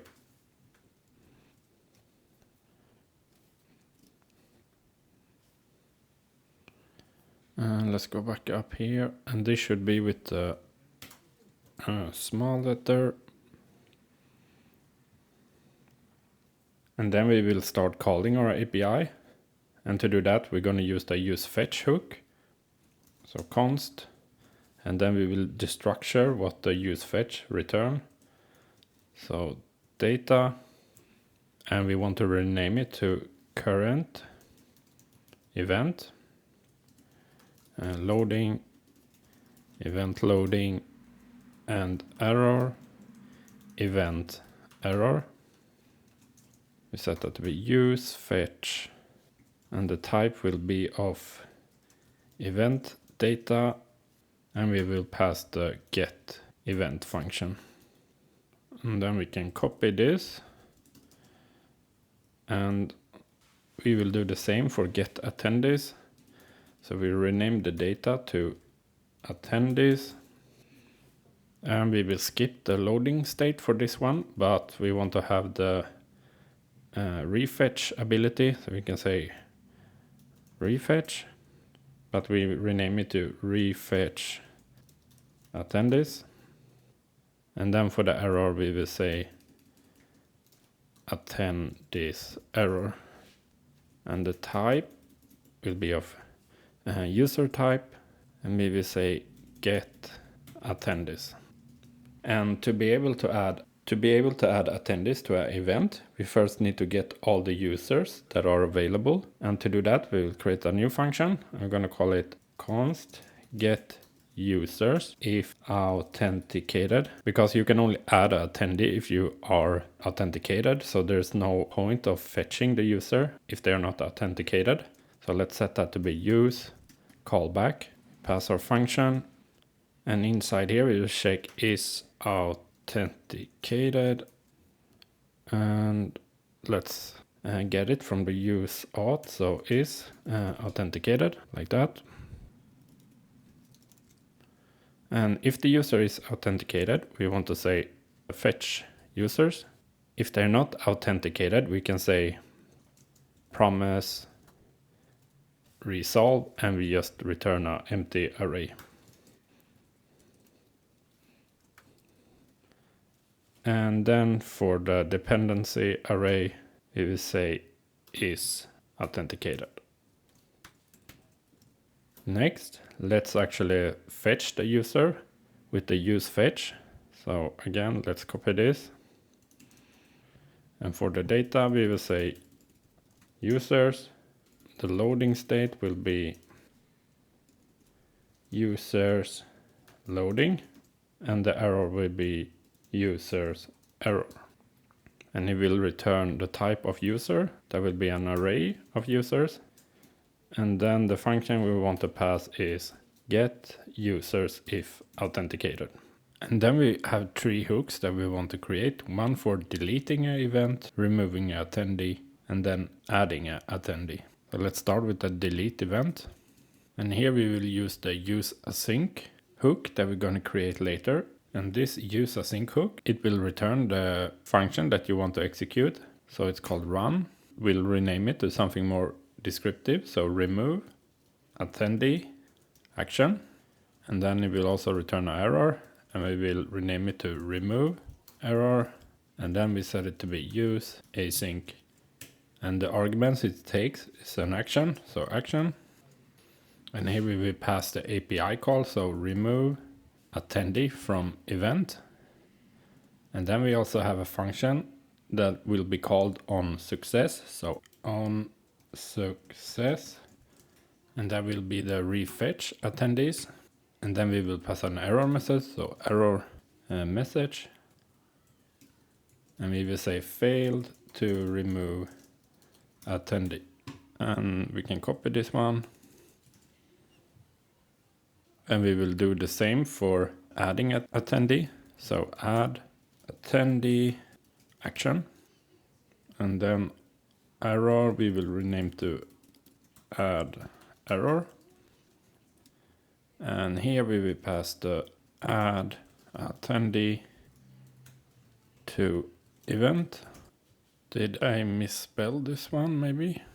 So let's scroll up here and add attendee. It should be to event, not from event.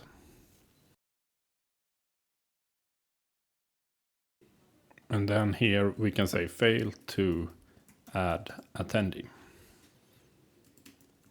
And then we will create a variable for a different error state. So const error, and we set that to be event error or attendees error, users error, remove error, add error, or delete event error.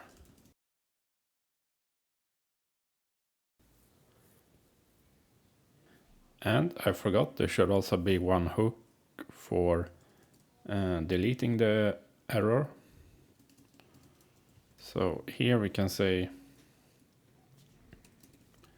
delete event action. And then for the error we will say delete event error. And we will pass delete event. And then on success, after deleting an event, what we want to do then is we want to navigate to /events. And if there is an error, we can say fail to delete event. And then here, if it's loading, so we can say if event loading, we want to return a loading message. So return loading message. Then we pass the message loading. And here we will create a new variable. So we say const current attendees. And we're going to set that to attendees or an empty array. So let's start by creating a container. So it will be a div. And we will give it some styling. So mx auto, give it some margin, flex with a full width, and we set a flex column, overflow to be hidden, and it should be rounded, large, bg white, and it should have a shadow large. What we want to do inside the container is first to check if we have an error. So if we have an error, so error, in that case we will render the error message. So error message, and then we pass the error. So error. Next, let's create another div. So div, class name, flex column reverse, set a gap of 4, border gray 200, padding of 6, md flex row, md items start, and then md justify between. And then we want to display the name of the event and also the description. So let's create another div here. Div, class name, min width 0, flex 1. And then we'll say h2, class name, max width, Excel, break words, text, Excel, font, semi-bold, text, gray 800. And then we can say current event dot name. And then we will have a p tag for our description. So p class name mt1 max with Excel white space pre-wrap break words and text gray 600. And then we can say current event dot description. And then we want to check if the user is equal to the owner ID of the event. So we can say auth user ID equal current event owner ID. And if that is the case, we will render a div with 2 buttons. So div class name mb4 flex shrink 0 gap 2 md mb0.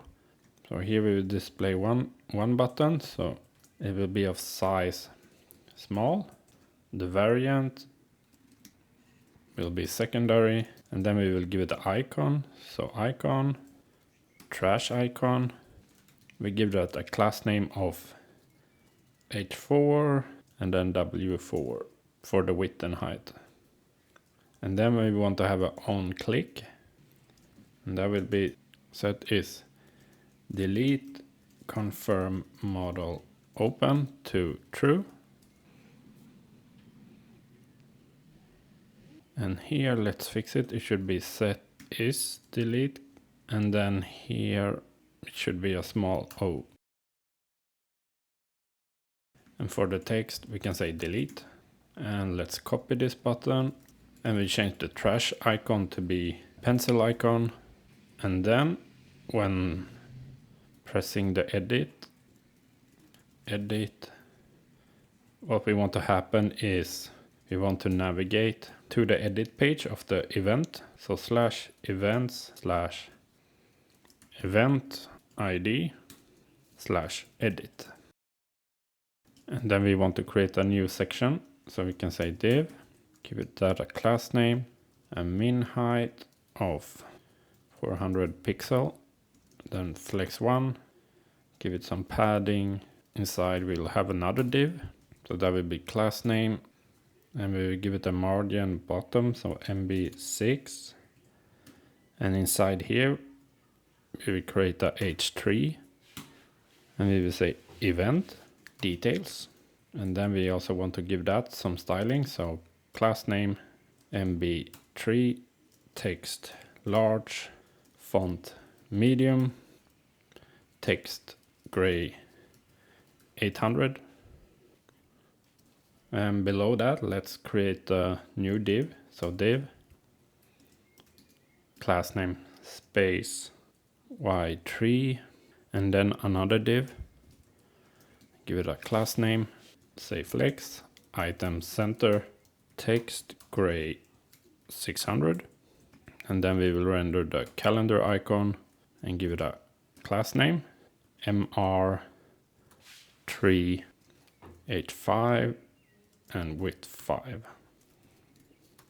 And then we can have a span, and we will use the formatDate function. So formatDate, and we pass current event dot date or set it to an empty string. Next, we want to display the location, so we can copy this and paste. And here we will change to be map pin icon. And then we can say current event dot location. And here we will have the attendee section. So attendee section. And for the props, it will take attendees. We pass the current attendees. And then we also have a property for is owner. And we will say auth dot user ID equal current event dot owner ID. And then when clicking on an attendee, we want to open the modal. So we will pass the property. So set is attendee modal open. And then we pass the function set is attendee modal open.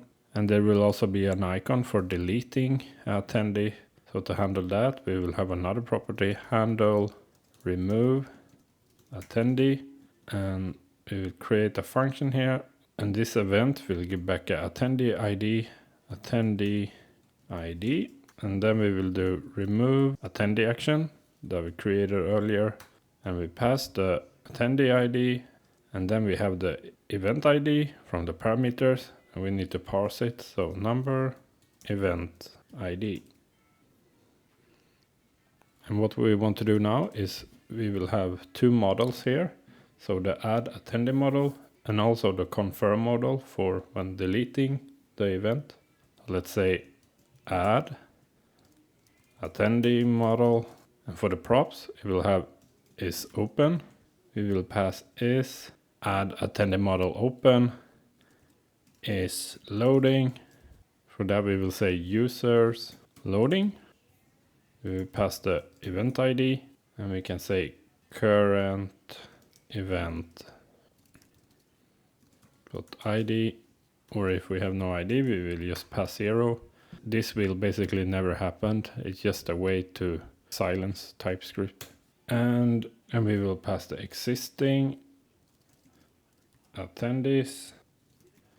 We set that to be current attendees, and then we have users. That will be users or an empty array. The difference here between existing attendees and user is that existing attendees are those one who are already attending the event, and users all the registered users in the database. And this model will also have an onClose. Here we will pass an arrow function, and then we will set is attendee model open to false. And then on add, it will return a user ID that's going to be added. And then we will say add attendee action. we pass the event ID. So number event ID. And then we also pass the user ID. And now the last thing for this component is the confirm modal. So confirm modal. It will have a is open property. So we will say is delete confirm modal open, and it will have a title, delete event. We will also have a description. Are you sure you want to delete?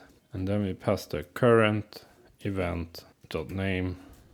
It will also have a confirm button text, and that will be delete. And it will have a on confirm event, pass an arrow function, and then we call delete event action. And we pass the event ID, so event ID. And then the last property for this confirm modal will be on close. And we will then set is delete confirm modal open to false. And again, this is probably the most complex component for this application. So there's quite a lot of code inside it, and there's a lot of different API calls. And I'm sure it could be written in a better way to make it even shorter. But if you like looking at the code and reading it, it's not super difficult to understand, or at least I hope so.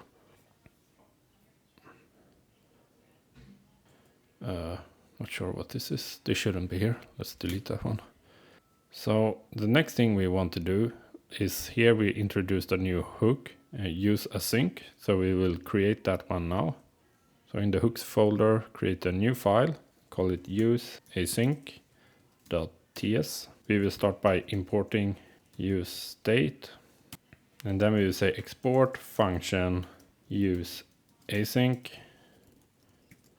And this might look a bit funny, but it's just to help TypeScript so we can set the right type. So we are using generic types here. So we will say data, and then we will have params that extends unknown.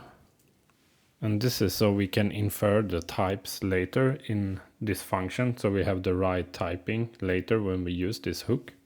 And then for the argument, we will say config, and the type will look like this. So it will be an action, and you can then pass as many params as you want. So we will do like this, dot params of type params. And then it will return a promise, and the type will be data. And then we will have the on success. That will be optional, and it will not return anything. And then we have the error message that is also optional. And then here in the body, we will say const error set error, and that will be use state. And the type will be error or nil. And then we set the default value to be nil. And then we can say const run, and this will be a function. So here we will say async, and we're gonna pass all the parameters. So params type params. Here we will do a try catch block. So we start by setting the error to nil, and then we do await config action. So that will be like the HTTP call. To this one, we will pass our params.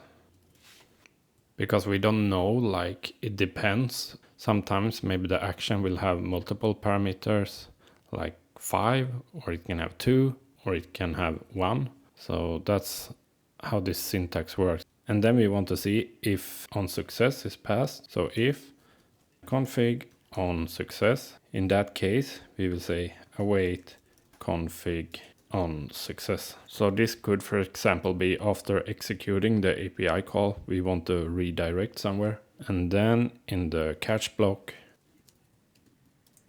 we can say set error.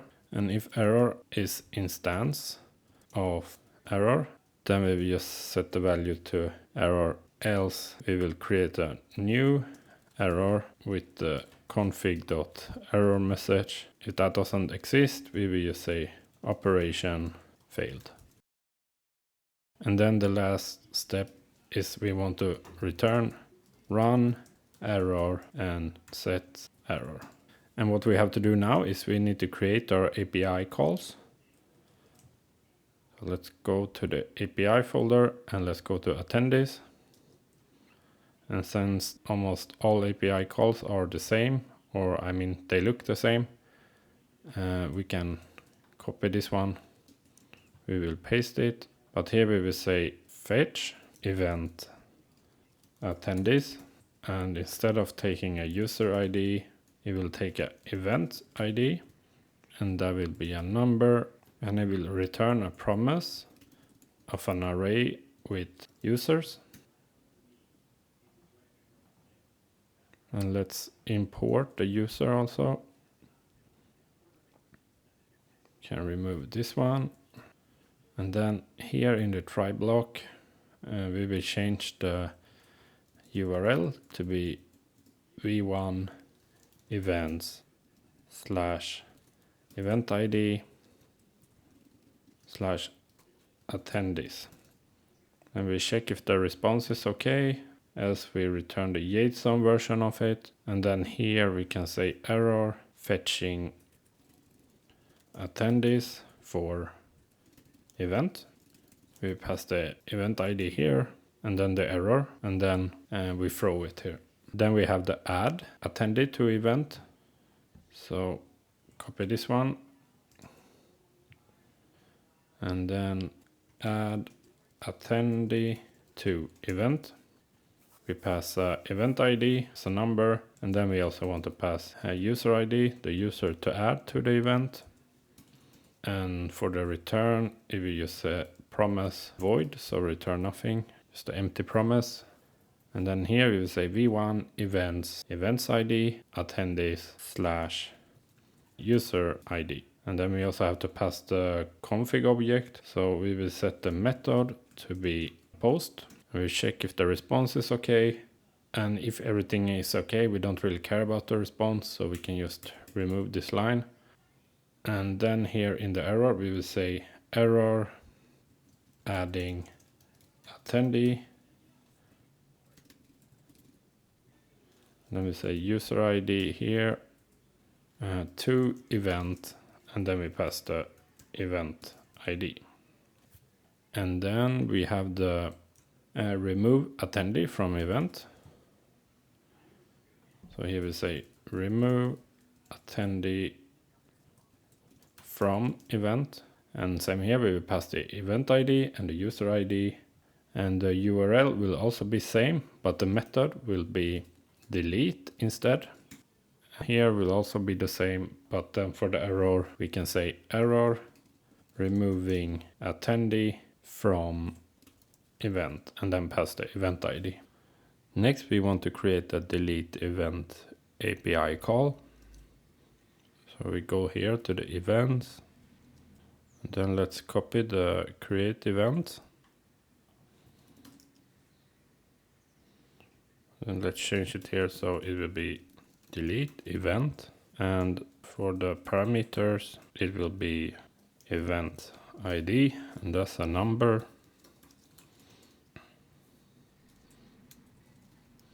And we won't return anything from this one. So here the endpoint will be v1 events / event ID. And then instead of post, we want to delete. And then we don't need a body. Check the response is okay. And then here we can say error deleting event ID. And then we also want to be able to fetch event by ID.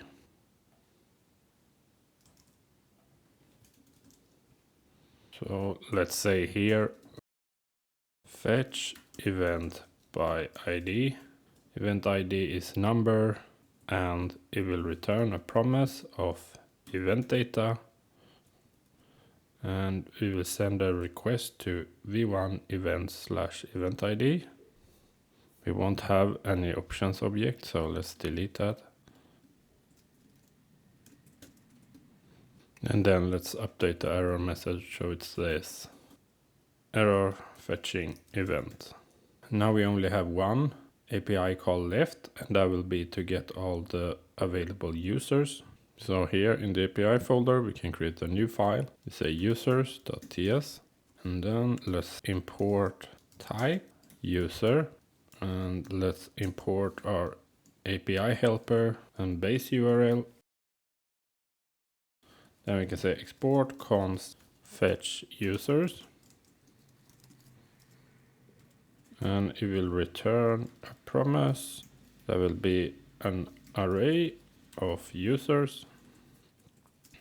And then we'll do a try catch const response equal to await API fetch. And then we use the base URL. We say v1/users. We check if the response is not okay. So response.okay.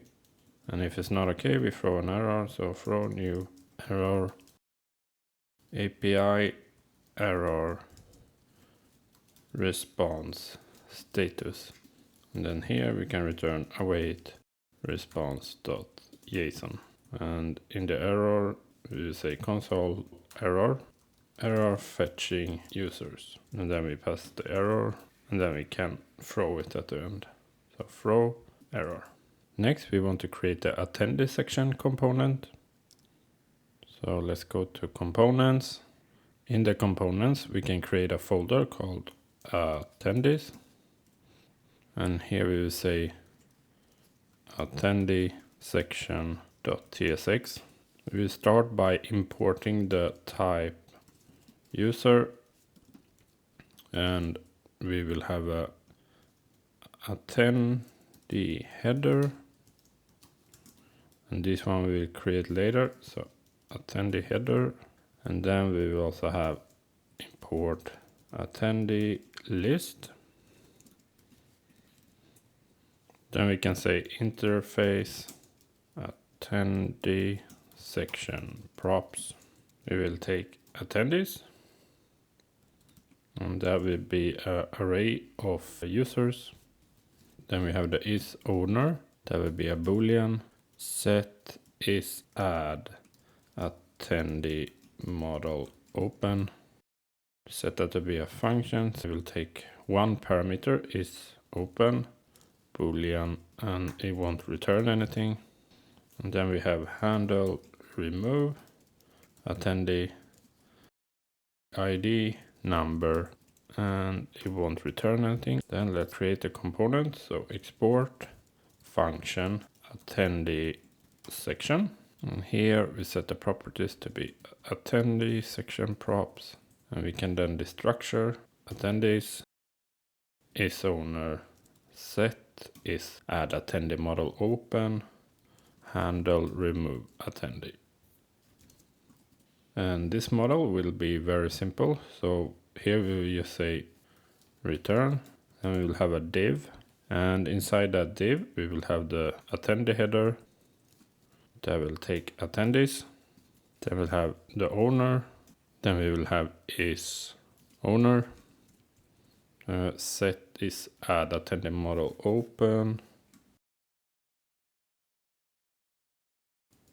and then we will have the attendee list. So set attendees to be attendees is owner, and then on remove attendee, and we set that to be handle remove attendee. Now we want to create this component, attendee header, and also attendee list component. So in the attendees folder in the components, let's create a new file. Attendee header.tsx.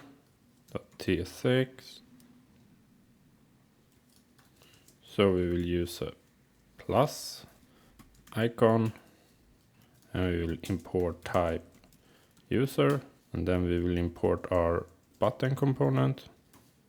Then we will create a props, so interface attendee header props, and then attendees, we set that to be an array of users. Then we'll say is owner, that will be a boolean, and then set is add attendee modal open. So is open, that will be boolean, and then void. Then we say export function attendee header, set the prop type, then we destructure the properties, so attendees is owner, set is add attendee modal open, and then let's return. So we start with a div, and we will give that a class name, and we say margin bottom flex item center, justify between, and give it a title, so h3, class name text large, font medium, take gray 800, and then we can say attendees dot length is bigger than 0. Then we can say attendees, else we will say no attendees yet. Can add some spacing too. And then below that we will have a span. So span, give that a class name, and we will say text small, text gray 500. And then inside here we can say attendees dot length. And then below this h3 we want to check is owner. In that case we're going to show a button. So button, it will be a variant of secondary, size will be small, and then the icon we will say plus icon, class name, height of 4, width of 4, and then we will have the on click event, so on click, and that will call the set is add attendee model true, and then inside the button we can say add attendee. Next we want to create the attendee list component. So here in components attendee folder, let's create attendee list.tsx. We will import the type user,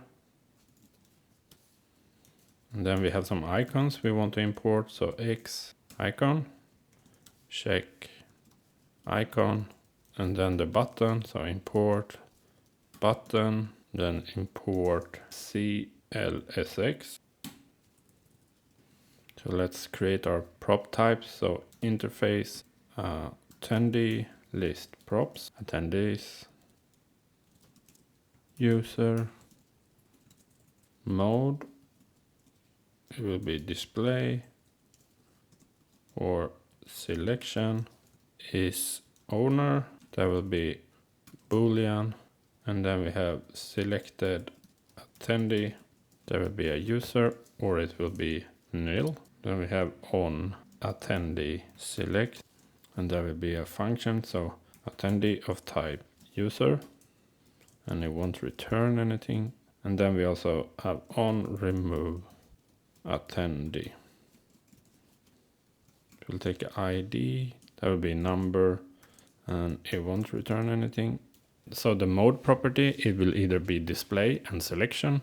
If it's selection, that means you can select the attendee, and that will be used in the AddAttendee model when you want to select what attendee to add. But when viewing an event, we just want to display the list of attendees without being able to click on it. And if you are in selection mode, we have this selected attendee, and that will basically be used to show a check mark what attendee is selected. Then we have the different events, so attendee select and on remove attendee. Then let's start creating the component. So export function attendee list, and we pass the property types, and then let's destructure all the properties, so attendees, and we can also give attendees a default value to empty array, mode, and default value will be display. Then we have his owner, selected attendee, on attendee select, And let's default it to a function that does nothing. And then we have on remove attendee, and we do the same for that one. And then we can check if attendees.linked equal to 0. In that case, we're just gonna return nil. Else, we will say return. So we can start by creating a div, and then we will have a list. So UL, then we give that a class name, H full, divide Y, and then divide gray 200, and then we give it some padding. And inside the list, we want to loop over the attendees. So attendees.map, and we can destructure the properties. So ID, name, and email. Then we want to render a list item. So li, give it a key, and that will be ID. And then we can say class name. So class name will be CLSX, and we will say group flex item center, justify between, give it some padding, and then some hover background.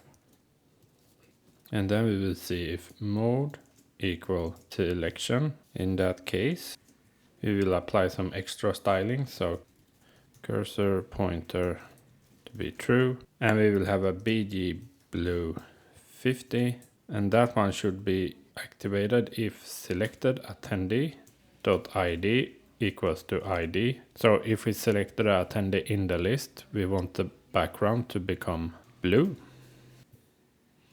And then we will have our onClick event. So onClick, when is onClick, we want to check is mode equal to selection. If that's the case, we can do a on attendee select ID, name, email. And then inside this list, we want to create a div. So it's a div, and that one will have 2 paragraphs. Give it a class name. We will say font, medium, text, gray 800. So here we will say name. And then we will have one font small, and it will be text gray 600, and that's gonna say email. And then we will check if mode equal to display and is owner and on remove attendee. Then what we want to do is render a button. So button, and it will be a size small. Have a class name of user margin, so MR4. We have a cursor pointer, it'll be rounded. Give it some padding, and opacity will be 0. And then when hover, it will be BG red 50. And when hovering over it, we will set the opacity to 100. And then we have the on click. So we can say on, if you click this button, we want to remove the attendee. So on remove attendee, pass the ID. And then we can set the variant to secondary. And after this, we will do another check. So mode equals selection and selected attendee.id equals to ID.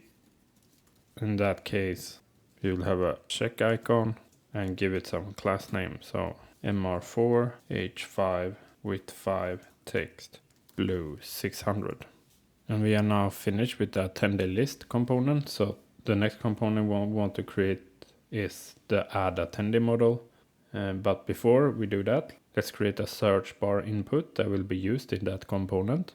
So let's go to the components folder, and here we will create a new file. So searchbar.tsx, and we will have a search icon. Then we will import a type. So import type change event handler, from React. And let's create our component. So export function Searchbar. It will take a value and it will have an onChange property. Now instead of creating an interface for the props, I will just inline them. So I can do like this and then say value. There will be a string on change event handler, and there will be a HTML input element. Sometimes when the components are very simple, I like to just inline the types, but if you want, you can create a separate interface for it if you think that is cleaner. And then inside here, let's return, and we will start with the div, and then class name, border B, border gray 200, give it some padding. And inside here, we will have another div, and it will have the position relative, so we can say relative. And then inside this div, let's create another div, and this div will have the search icon. So we want to position this div absolute. So first class name, we will say pointer events, and then we will give it the absolute position. So absolute insert y0 left 0, and then flex items center, and let's give it some padding. And for the search icon, we will say we give it a height of 4, width 4, and text gray 400. And here we will use input, and this time we will not use our input component. We will just use a normal input. So input, and we will say type text, placeholder search users, and then let's give it a class name. So full width, rounded, medium, and border gray 300, give it some padding. And then when you focus it, we want to set outline to none, and then we want to apply focus ring, and we want the focus ring to be blue, so we say focus ring blue 500. Then we will pass the value, so value, and then on change we pass the on change. And we can now start creating our AddAttendee model. So let's go to the component folder, components, and then the attendees folder. So what we want to do here is create a new file called AddAttendee model.tsx. And let's start with our import. So import useState. We want to have an X icon, so import X icon. And we want to import the user, so import type user. We will import our loading message, our button component, and the search bar that we just created. So import search bar, and then our attendee list component. And then we will create the interface for the props. So interface add attendee model props. We will have a is open, there will be a boolean. On close, there will be a function. Then we will have the event ID, there will be a number. Existing attendees, there will be an array of user. And then we will have users, there will also be an array of user. And we will have is loading, it will be a boolean. And then on add, and there will be a function that takes a user ID of number, and it will return promise void. And then let's export function add attendee model, and we will use the add attendee model props, and then let's destructure it. Is open, on close, existing attendees, users, is loading, and then on add. And then let's set up our state. So we will have a search term for the search input. So const and then search term and then set search term. That will be equal to use state, empty string as default value. And then we will have one state for the selected user. So set selected user use state. It can be user or it can be nil. Then we want to have one state for if we are adding a attendee. So const is adding and then set is adding. And we will set that to use state false. And in this model, we only want to show the users that are not already attending the event. So to do that, let's create a new variable and we will say const available users. Then we will do users dot filter and we will pass the arrow function here and we will say users. And then we want to get back all the users that does not exist in the existing attendees. So to do that, we can say existing attendees. And then we use the sum, pass a new arrow function here, and we will say attendee attendee.id equal to user ID. We will go through all the users and we will only get back the users that does not already exist in the existing attendees. And then we want to create a new variable called filtered users to filter on the search input. So we can say const filtered users and then we say search term dot trim.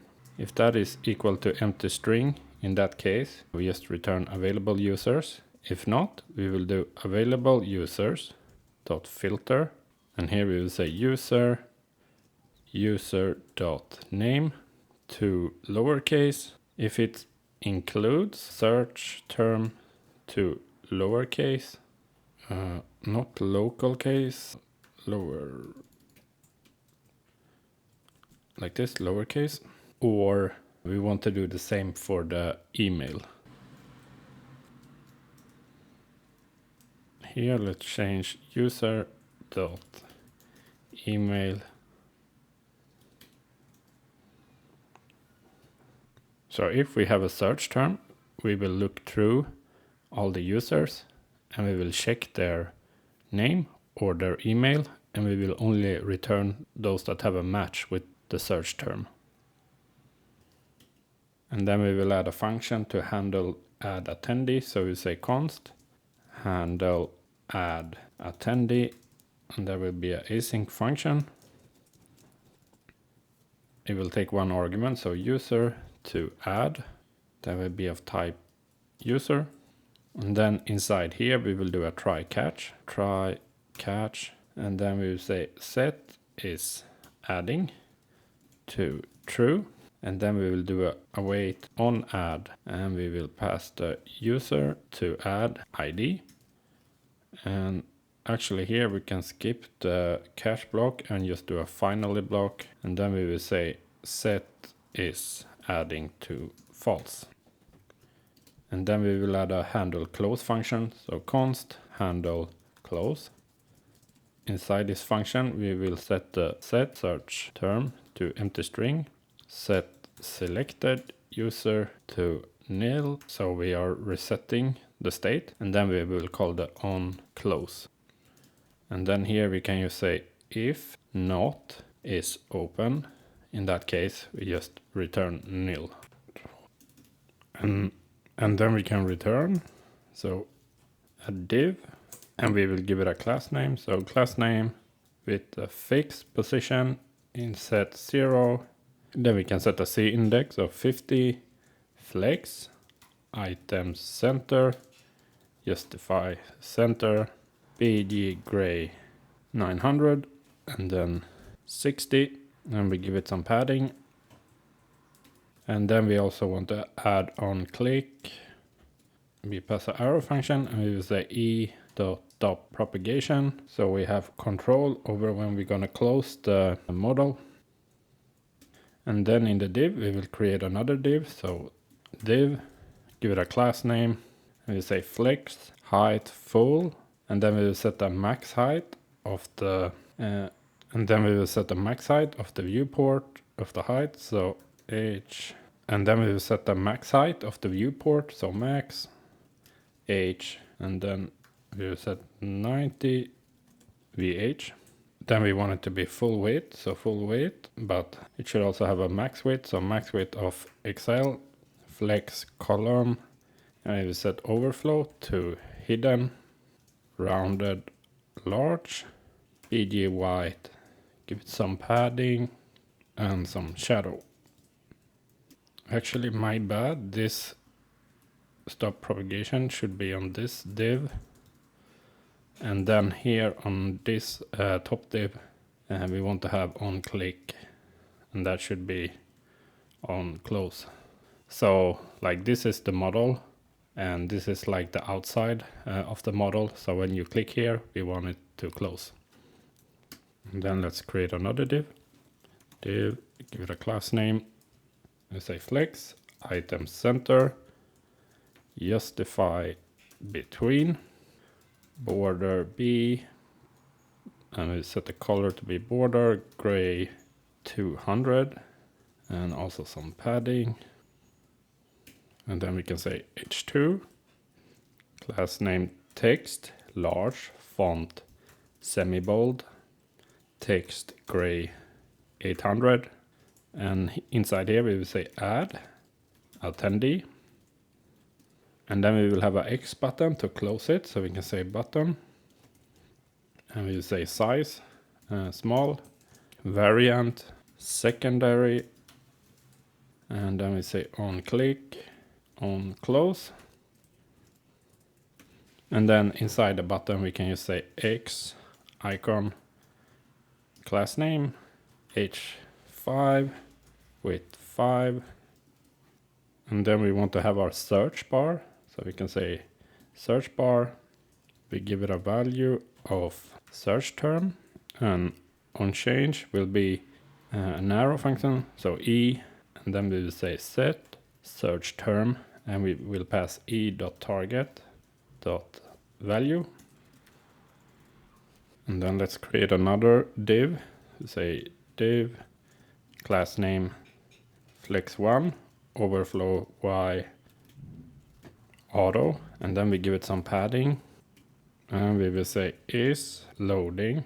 If that is the case, we will show the loading message, so loading message, and we can say message loading. And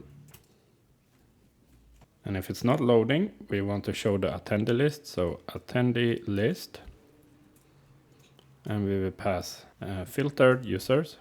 Mode will be selection, and then we say selected attendee, that will be selected user, and then on attendee select, we will say set select user.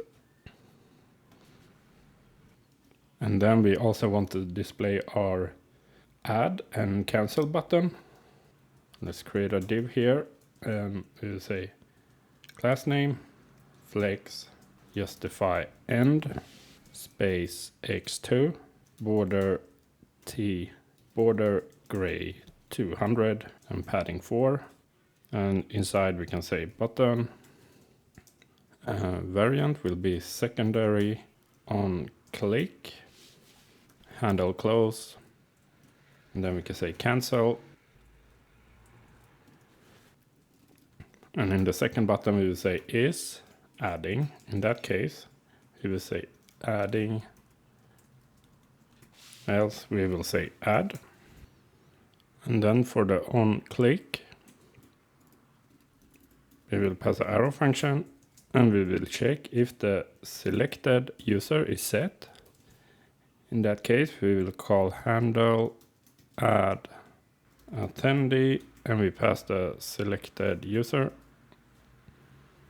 and then we want it to be disabled if there is no selected user or is adding. Seems like we have an error here, so let's see, cannot find name. I think I misspelled the function, so let's see. Handle, okay, like this. And the next model we want to create is the confirm model for deleting an event. So in our components, we'll create a new file called confirm model.tsx. And then we will import our button. And then we will create our props. So we say interface, confirm model props. We will have a is open, that will be Boolean. Title, that will be a string. Then we have a description, that will be a string. And we have confirm button text, that will be a string. And then we have cancel button text, that will be optional, and it will be a string. And then we will have on confirm, and it doesn't return anything, so void, and then same for on close. And then we can say export function, confirm model. Here we say is open, title, description, confirm button text, cancel button text, and we will set default value to be cancel. And then we have on confirm, on close, and then we say confirm model props. And if the model is not open, then we can say return nil.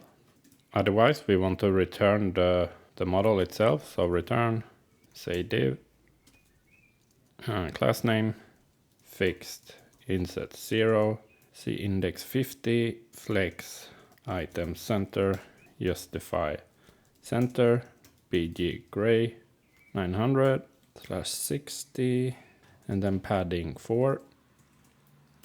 And then we'll have on close here on the on click, so on click, on close. And then inside here, we create another div class name vfull, max width, medium, and we set rounded to large, bg white, shadow large. And then let's also add a on click dot stop propagation. And then we create another div.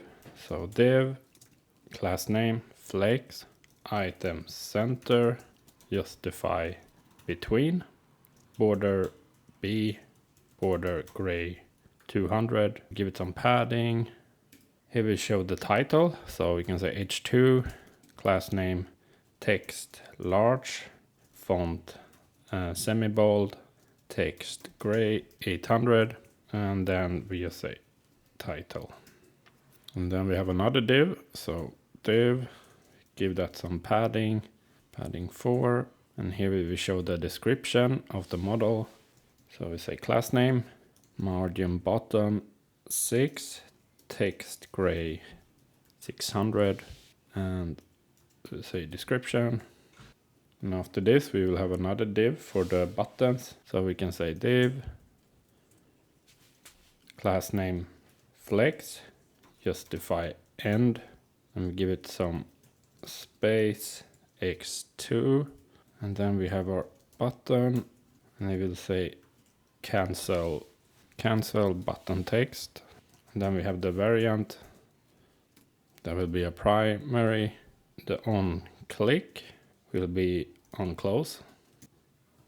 And then let's copy this one. Actually, this should be secondary and not primary. But this one will be primary. And on click, we can pass an arrow function. And then we can say on confirm. And then also on close.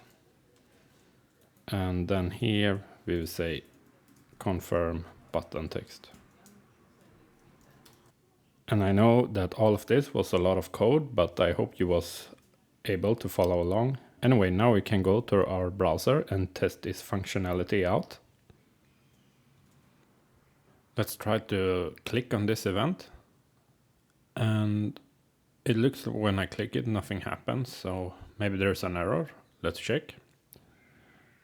So in the console, you should call navigate in a React use effect, not when your component is first rendered. So I will start looking in the event details page. Let's see here. And I can see here already there is some error. Oh yeah, so the error is here. We want to do an arrow function because we don't want to execute it immediately. We want it to execute this one when the unsuccess is called. And then we also seem to have an error with this one. Yeah, okay, so I spelled it wrong. Let's go to this one, use async, and we remove one R here. Is there any more errors? And here is also one error. And let's restart the TypeScript server. Okay, cool. Let's now go back to our browser. And then if we try to click on this event again, so we can see that we come to the event page. And what if we click on the AddAttendee button? Then we can see we get our list of the users, but the styling seems very off. So I must have messed up some classes. Let's try to figure that out. So in the AddAttendee model, let's see what we have here. Well, here I can immediately see one thing that is wrong. Fixed. And here is also one mistake.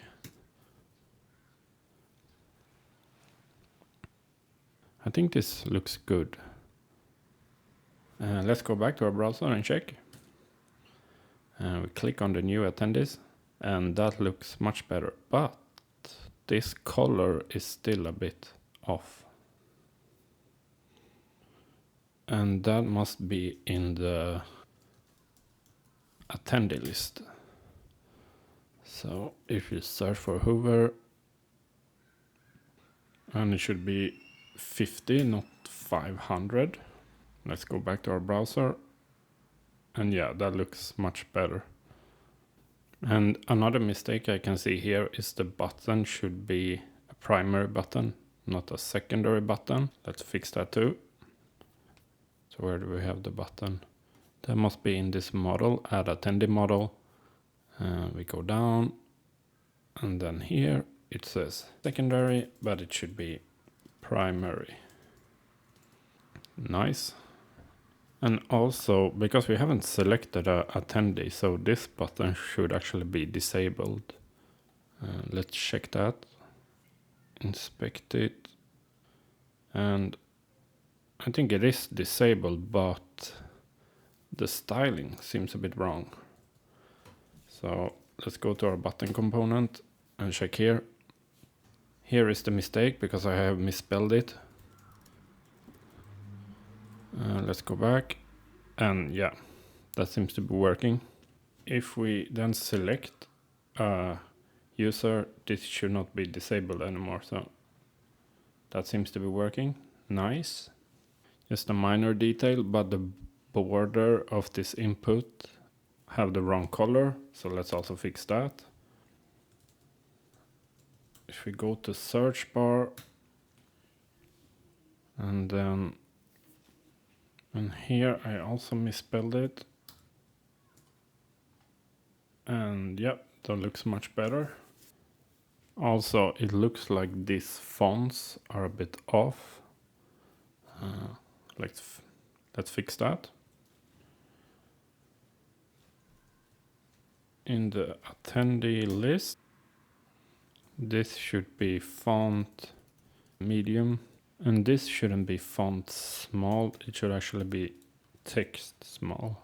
So font is for the font weight and text is actually for the text size. Let's go back. And yeah, that looks much better. And here I can also see some problem. For some reason we don't have a description here. We only have the title of the event. This one should be a bit more bold. And the idea was actually to place this button here, not under. So let's fix those. In the event, say details page. This should be an array here. And then let's see here, descript, and again I misspelled it. Description. So if we go back to the browser, and yeah, we have the description here. Let's also fix the other problems. So event details, and here I also misspelled, it should be medium. Okay, that looks good. And then is this button we want to place here instead. So let's see. Then let's go into this component, attendee section. So add.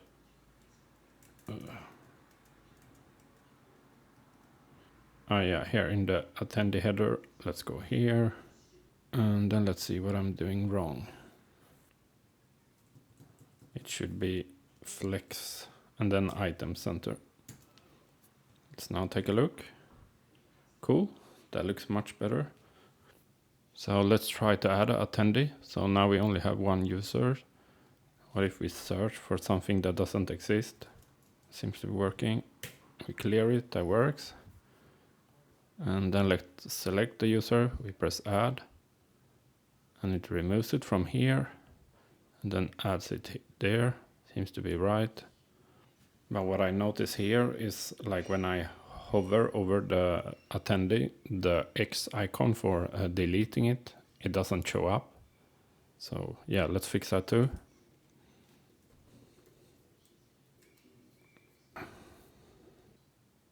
Okay, so I didn't actually add the X icon. X icon, class name, H5, W5, text gray 400. And then we want it to become red on hover, so red 500. Let's try that. And now we can see we get the X icon. It becomes red when we hover over it. Let's also try to press it. And if we press it, the attendee is gone. And then we also want to test the delete button. Are you sure you want to delete test event? Cancel. Delete. Fail to execute JSON on response. Okay, syntax error in events. Oh wait, because this is a void, and I'm pretty sure that. Can we see this?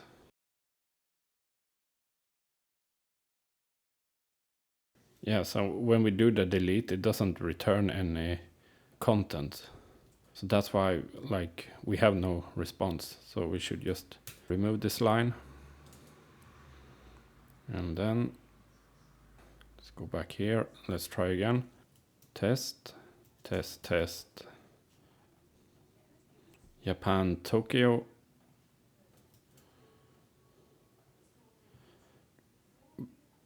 But before I test that, I just want to test edit. Does it navigate to the correct page? Okay, cool. So that's worked. We have not created this one yet, and we will do that later. And also before I test it, I want to test another thing. So if we go to AddAttendee, and then I add Bob as attendee, that's the current user I'm logged in as. So I press add. And if we now go to my events, I should be able to see this event here because I'm attending it. And yeah, cool. That seems to be working. But here's another thing that doesn't work. If I go to my events and then press it, it doesn't navigate to the correct view. Let's see if we get an error in the console. My events. Okay, no errors, but so I see now what I have done wrong here in the navigate in the event list. I forgot to put a slash here. Now let's try again. So we are on the My Events page and I can see this event, and then let's click on it. Yes, that works. And now let's try the thing that I wanted to test. So for the delete,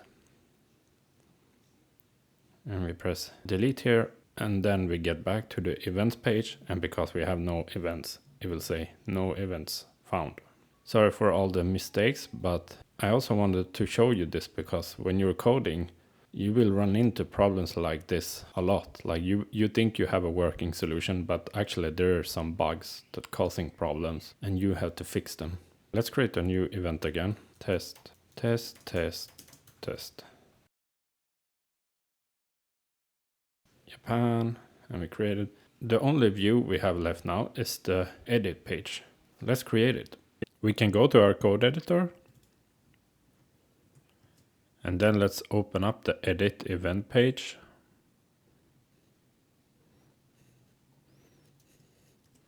And let's start with the imports that we are going to use. We will be using use form. And we will be using use navigate and use params from React router DOM. And from React, we're going to use callback, use state, and use memo. Then we will use the icon, so check icon. We will have our input group. We'll have our button, format date input, and this is a util function that we're going to create.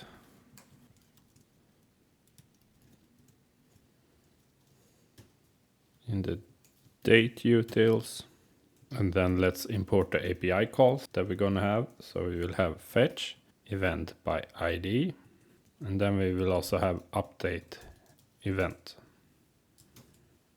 We will have our use fetch hook, so use fetch, and we will import the type for the event. So import type event data from types. And then we will import our loading message, and our error message.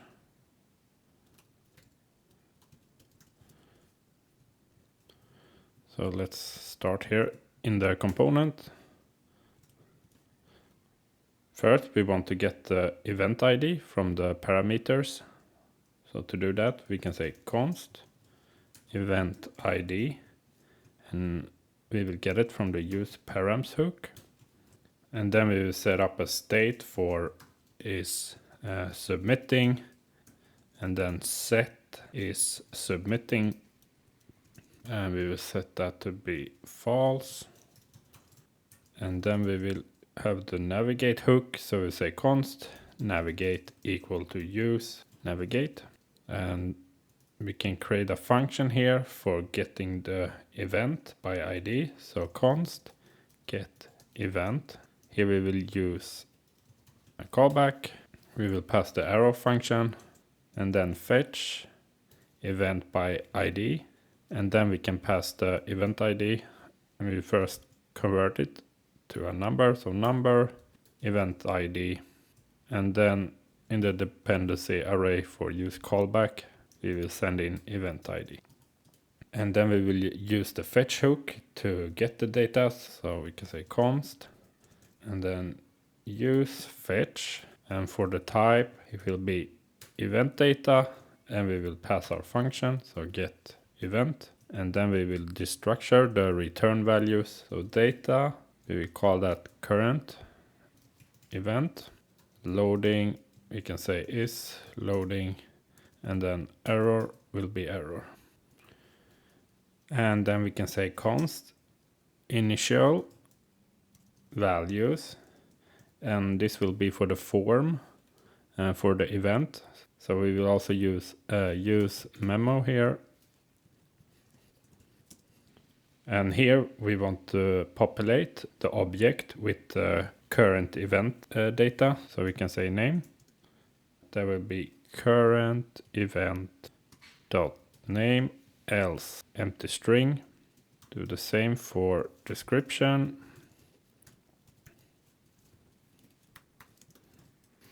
And we will have our date. And here we will use the utils function. So format date for input. And we pass the current event and the date or empty string. And then for the location, we will say current event location or empty string. And for the dependency array to use memo, we will say current event. And then let's create our validate function for the form. So const validate, and we say to be values, and that will be, and we set to be arrow function, and it will take values. That will be type of, and then we can pass initial values. And then we say const errors, and it will be a partial type of initial values. And we set that to be an object, and then we can start doing our check. So if values.name.length is less than 3, in that case we will set errors.name equal to name must be at least 3 characters.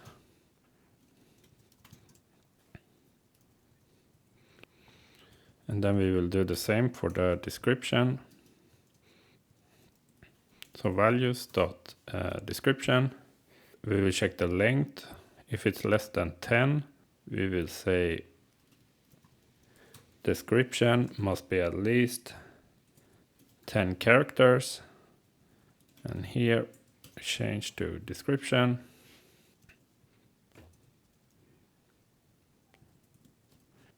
And then we will check if the date is not set.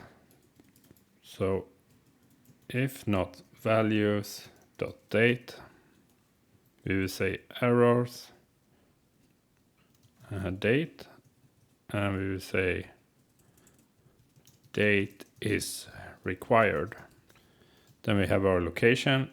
So values.location.length less than 3. If that's the case, we say errors.location. Location must be at least 3 characters. And then let's just return the errors, so return errors.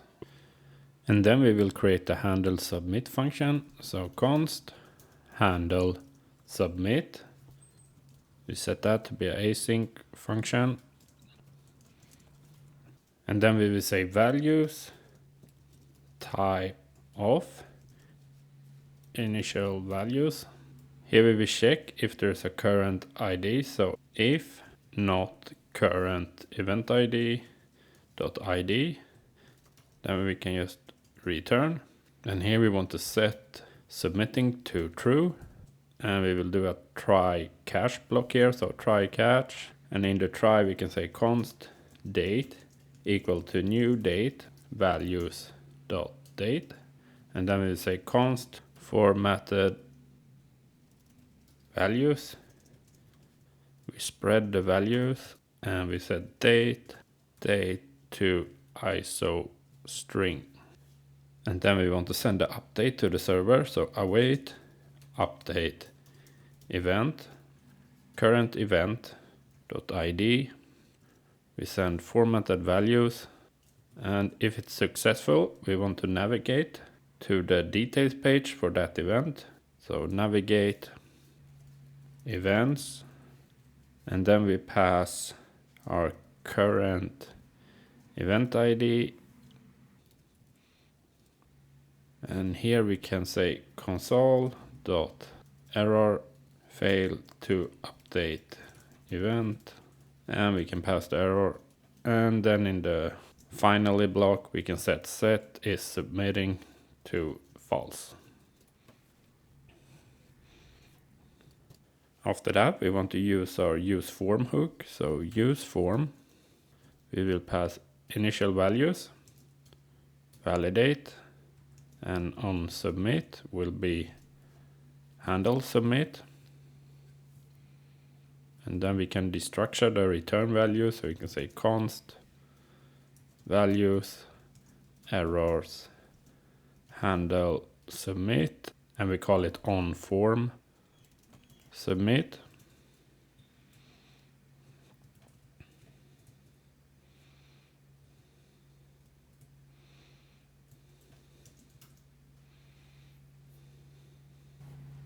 And we also want to have the handle change. So handle change.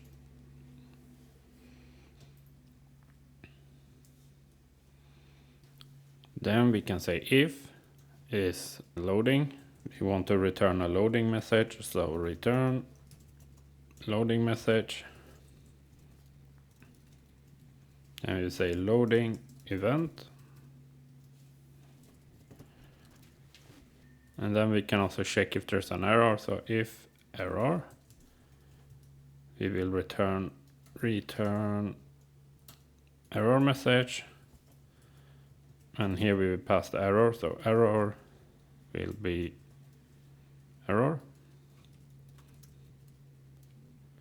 And then here, let's erase this. And we will give it a class name with some styling. So MX Auto. We give it some margin. We give it a flex. And we set the height to be 600 pixel. We want the width to be full. We set the flex column. Overflow hidden. Rounded large. BG white. And give it some shadow. Then we will create another div. Give that a class name. Border B. Border gray 200. And some padding. And inside this we want to create our title. So we say h2. Class name text. Excel. Font. Semi-bold. Text gray 800. Edit event. Then let's create a div for our form. So div, and then we set a class name of flex1 overflow y auto. Give it some padding, and then inside here we will say form. We can give it an ID. So edit event form, and then on submit we will say on form submit, and we give that some class name. So space y4. And then here we want to create our inputs. So input group. We say name will be name. Label will be name. And then value we're going to set to values.name. On change we will set handle change. And class name full width. And then error will be errors.name. And let's copy this and do the same for the other inputs. So description, same here. And then we also want to say is text area, and we want to set the rows to be 3. And then we have our date. Then here we also set it to date. Here we can say date and time. And then we want to set a type for the input. So that should be date, time, local. Actually, now when I think about it, we don't need to set this class name because the input will have full width anyway. So let's remove that. So the last input will be location, and here will also be location, and then let's update the value and also the error, and we don't need a type. Okay, so we have our form now, And then let's create our button. So let's say div class name flex justify between border T border gray 200, give it some padding, and then let's say button variant will be secondary, type will be button, and then on click we can say navigate events current event ID, and then inside the button we can say cancel. So when you click cancel, you will navigate back to the event details page. Then let's copy this, and instead of secondary we want to have type submit, and we can say form edit event form. Sorry, we don't need a variant. It should be primary, but it's primary by default. But for the type, that one should be submit. And then we want to add an icon. So let's say icon, check icon, and we will say class name mr1 h4 and then width 4. And if we are submitting, we want to disable the button. So disabled is submitting. And then we can remove the on click. And here we will say so is submitting. In that case, we want to say saving. Otherwise, we will say save changes. So now we need to create our API call for updating event. And we also need to create this util function for formatting the date for the input. Let's start with the API call. So if we then go to our folder API, and then in the events, let's copy this delete event, and then we paste it here. So here we will say update event. It will take an event ID, and then it will also take event data. And for the type, we will say omit, and then we have event data.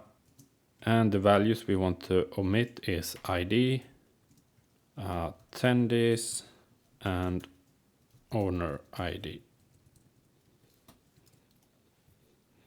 And the return type will be promise, event data.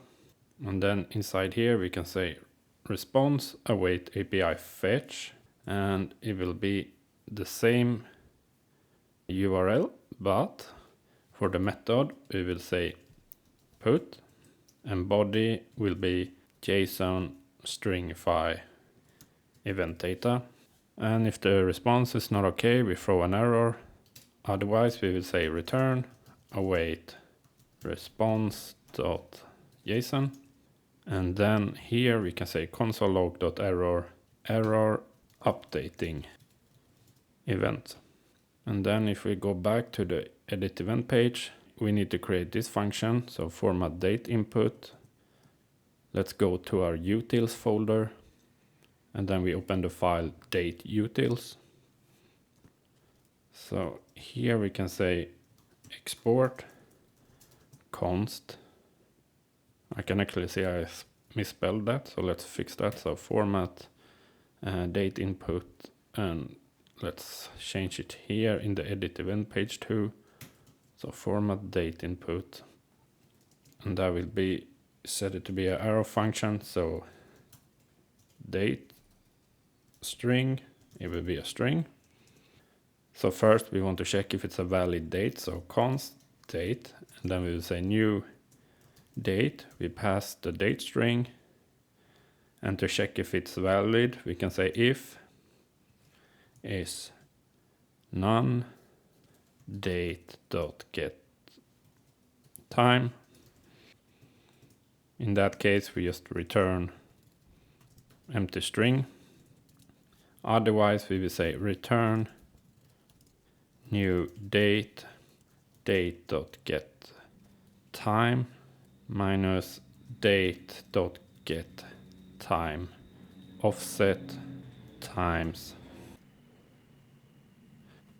60,000 to ISO string, and then we say slice 0 to 16. So 60,000 here is 1 minute in milliseconds. And then we use the to ISO string and the slice, and we have to use the slice, else the input won't accept the format. So if we now go back to our edit event page, let's see here, format date input, format date input. Oh yeah, we also have to update it here. So format date input, and now everything seems to be working. So we can now go back to the browser and test this out. Let's go into this event, and then we can click edit, and it seems to be looking pretty good, but there seems to be some problem here with this border. So let's fix that first. And let's see if we can find the problem. So the problem seems to be here. Let's save. Now it seems to be looking pretty good. So let's try it out. If I, for example, delete this one and try to press save, I get some errors, but it seems that I messed up the validation here for the date and time. I must have written name by mistake, so let's fix that. Yeah, it should be here, errors.date. Then if we go back, it seems to be worked. Let's refresh it. And then we erase it, we press save. And then let's update it, test 1, 2, 3, 4, 5. Let's press save. And yep, it seems to be working. So we can now update events. I think I saw some other error. Let's see what it says. And I think I know what the problem is. So if I go to the update event, and this one, the D should be a lowercase. So let's save it. And then we go back. And now everything seems to be working. So the only thing that is left now is to fix the styling of this header. So currently it doesn't look that good. And also if we open up the developer tools, and then we view it on mobile, and we log out, we can see it doesn't look that good. So let's fix it. So we can go to our code editor, and then we will open up the headers component. And then from the React router DOM, we will import navlink. So one of the difference between link and navlink is that a navlink can have an active style. So for example, if you are on the events page, then the navlink will have a specific styling to show that this is the current page that you are on. And then we will import some icons. So we import, say, menu, X, calendar, icon, user, icon, and then we also import use state. So import use state, and then we will import a CLX library, import CLX, and above the header here, we will start creating our nav items. We will have one menu for desktop and one menu for mobile. Because we don't want to repeat the links, we will create a variable here. So const nav items, set that to be array, and then will be an object. So it will have a to, and we start with slash, and then we will have a label. That one will say all events, and it will have an icon. We say calendar icon, and then we can copy this. And for the second link, we will say my events, and the label will be attending, and the icon will be user icon. And here we will create a new state. So const is mobile menu open, and then set is mobile menu open. That will be use state, and we set that to be false. And then we will create a helper function. So we can say const close mobile menu, set that to be an arrow function, and then set is mobile menu open to false. And then in the handle logout, we will say close mobile menu. And then we will create a function that will help us apply the different styling. So we say const get navlink class, be arrow function, and it will take is active. That will be a boolean, and then is mobile. That will also be a boolean. And then we want to return, we were going to use the CLX library here, so CLSX. And then we can apply flex, items, center, text, small. And then we want to have a transition on colors. And now we want to apply some conditional classes. So if it's active, is active. Then we want to apply text, blue 600 with a font of medium. Else we will say text gray 600, and we will say hover text gray 900. And then we will have one for is mobile. If it's mobile, we want to apply some padding and rounded medium. And then we want to create a component for rendering the navigation links. So we can say const navigation links, and it will take a is mobile, and default will be false.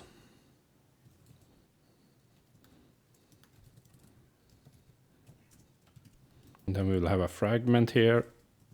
And then inside we want to map over our nav items. So nav items dot map. And here we can destructure the values to label and then icon.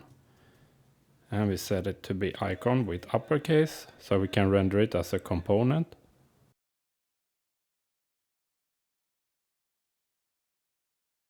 And then inside here we will say navlink. And we will give it key, that will be 2. And we will set 2 to be 2 on click. So if it's mobile, then we say close mobile menu, else we just say undefined. And then we give it a class name. And here will be a function, and we will take out the isActive property. So isActive. In that case, we want to get the navlink class, and we pass isActive and isMobile. And then inside here, we want to render our icon. So icon, class name mr2, and then give it some height and width.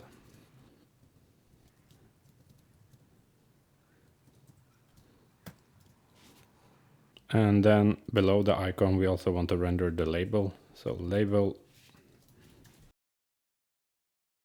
this should be capital N like this.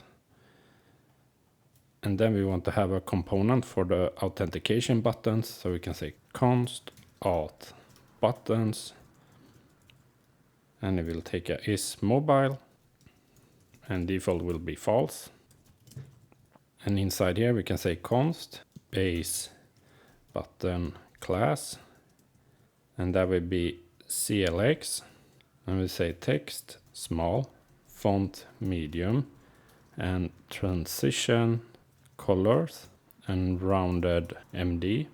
And then if it's mobile, we will say we will give it some padding and some margin bottom. And if it's not mobile, we will say padding X4, padding Y2.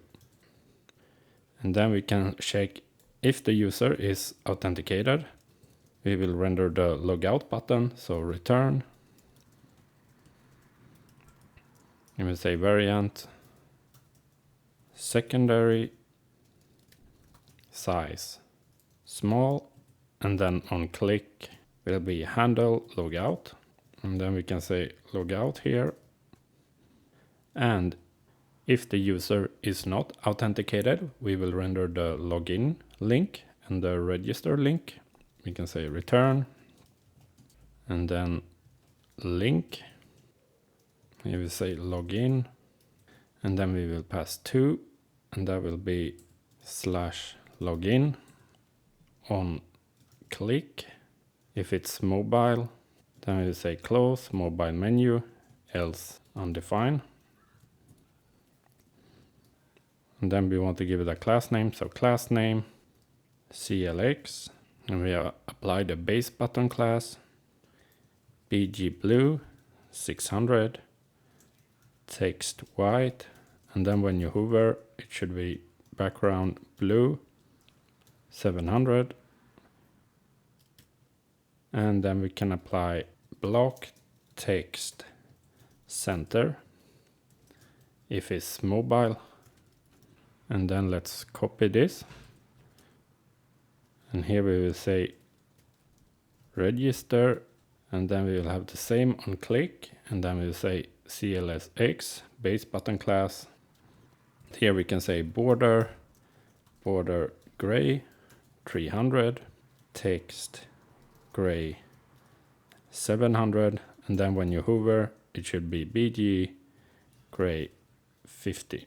And then we update it here to say register, and let's clear up this so we can remove it. And then for the header we will have the following styling: relative BG white, shadow small, and inside here we will have a div that will have a class name of container, MX auto, and some padding. And we will have a new div here, so div and class name of flex, give it a height, say item center, and justify between. And then we will have a link, so link, and that will go to the start page. And we say class name flex shrink 0, and then flex call. And inside here we will have a h1. We will say event management system, and then we can say class name text large, font bold, text gray 800. And then below this let's create a paragraph. So class name text x small, text gray 500, and then inside here we can say made with React and Go. And let's add a emoji also, say a heart. And actually let's put the paragraph here instead. Below the link we can say nav, give that a class name, and we say hidden items center space x8, and then we want to show it when it's medium, and then we set it to flex. And inside this one we can say is authenticated. In that case we will have a div class name flex item center and give it a gap 6. And then we can render our navigation links, so navigation links. And then below here we can render our alt buttons, so we'll have a div and then class name flex item center space x3, and we say alt buttons. And then below the nav we create another div, we class name md hidden, and inside here we want to render our burger button to open the mobile menu, so we can have a button, and then we say on click set is mobile menu open, and then we will switch the mobile menu open state, so is mobile menu open, and then inside the button here, and then here we can render an icon depending on the state. So icon, if the mobile menu is open we will render a X icon, so X,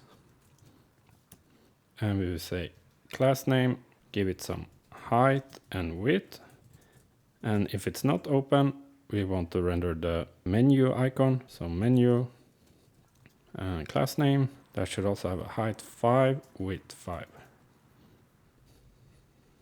And then below here, we can create our mobile menu. So we can say nav, class name, border top, border gray 200, and a padding top of 4. And then we can say is authenticated. In that case, we will have a div, margin bottom 4, and some space. And then we will render our navigation links. So navigation links. And we will pass the is mobile. And then here we can render our auth buttons. So auth buttons is mobile. And I forgot to create a wrapper here. So it should be a div here. And I will say class name CLSX. And then we say transition all, duration 300, and then is in, out, and it should be MD hidden. And then if mobile menu is open, we want to say max height 96, padding bottom, opacity 100, and if it's not open, we will say max height 0 and opacity 0. Then we can take this closing element here and put it here. So we are now done with creating the updated header. Let's see how it looks like. So if we go back to our browser, and we can see here, it looks much better now, and we have our login and register button. So let's try to log in.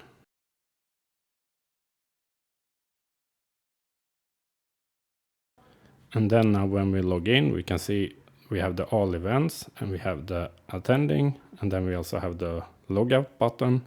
And then let's see how it looks on mobile. And on mobile, we have this burger menu, but actually it shouldn't be primary. So let's fix that.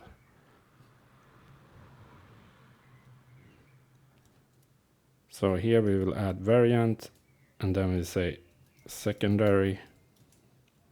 And then let's go back to the browser, and now it looks better.